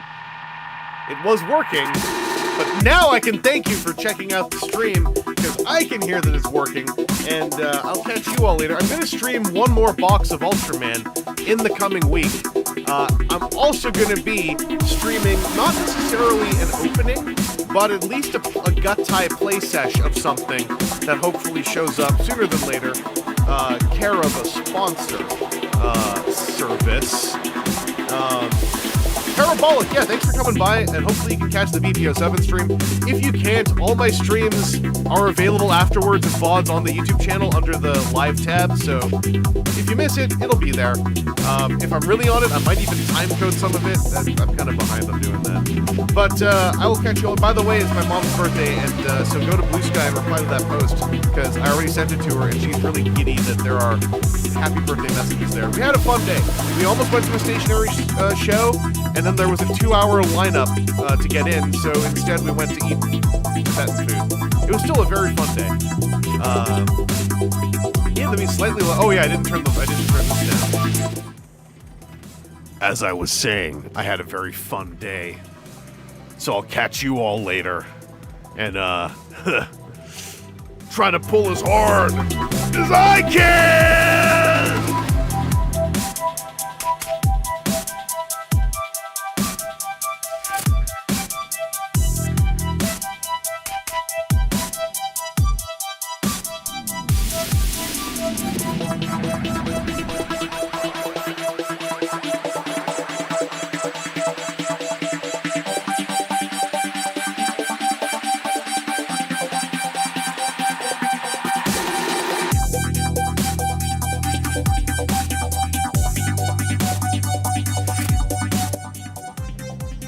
Oh, you're welcome for the motivation. Sorry, I'm just fanning myself with my riches of collection points. You're welcome for the motivation. Someday maybe you can have a yacht made of white cardboard like me.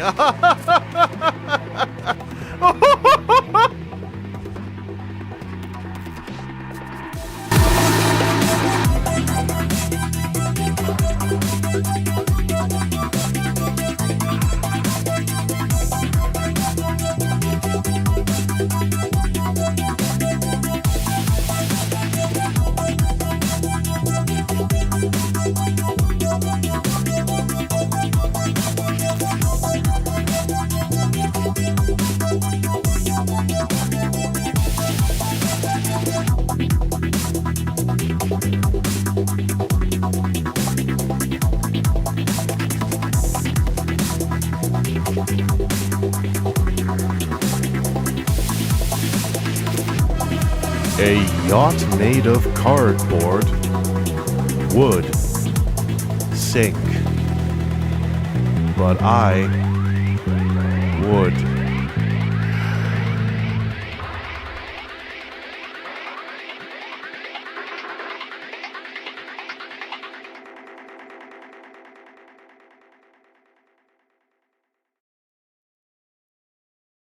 Let them come.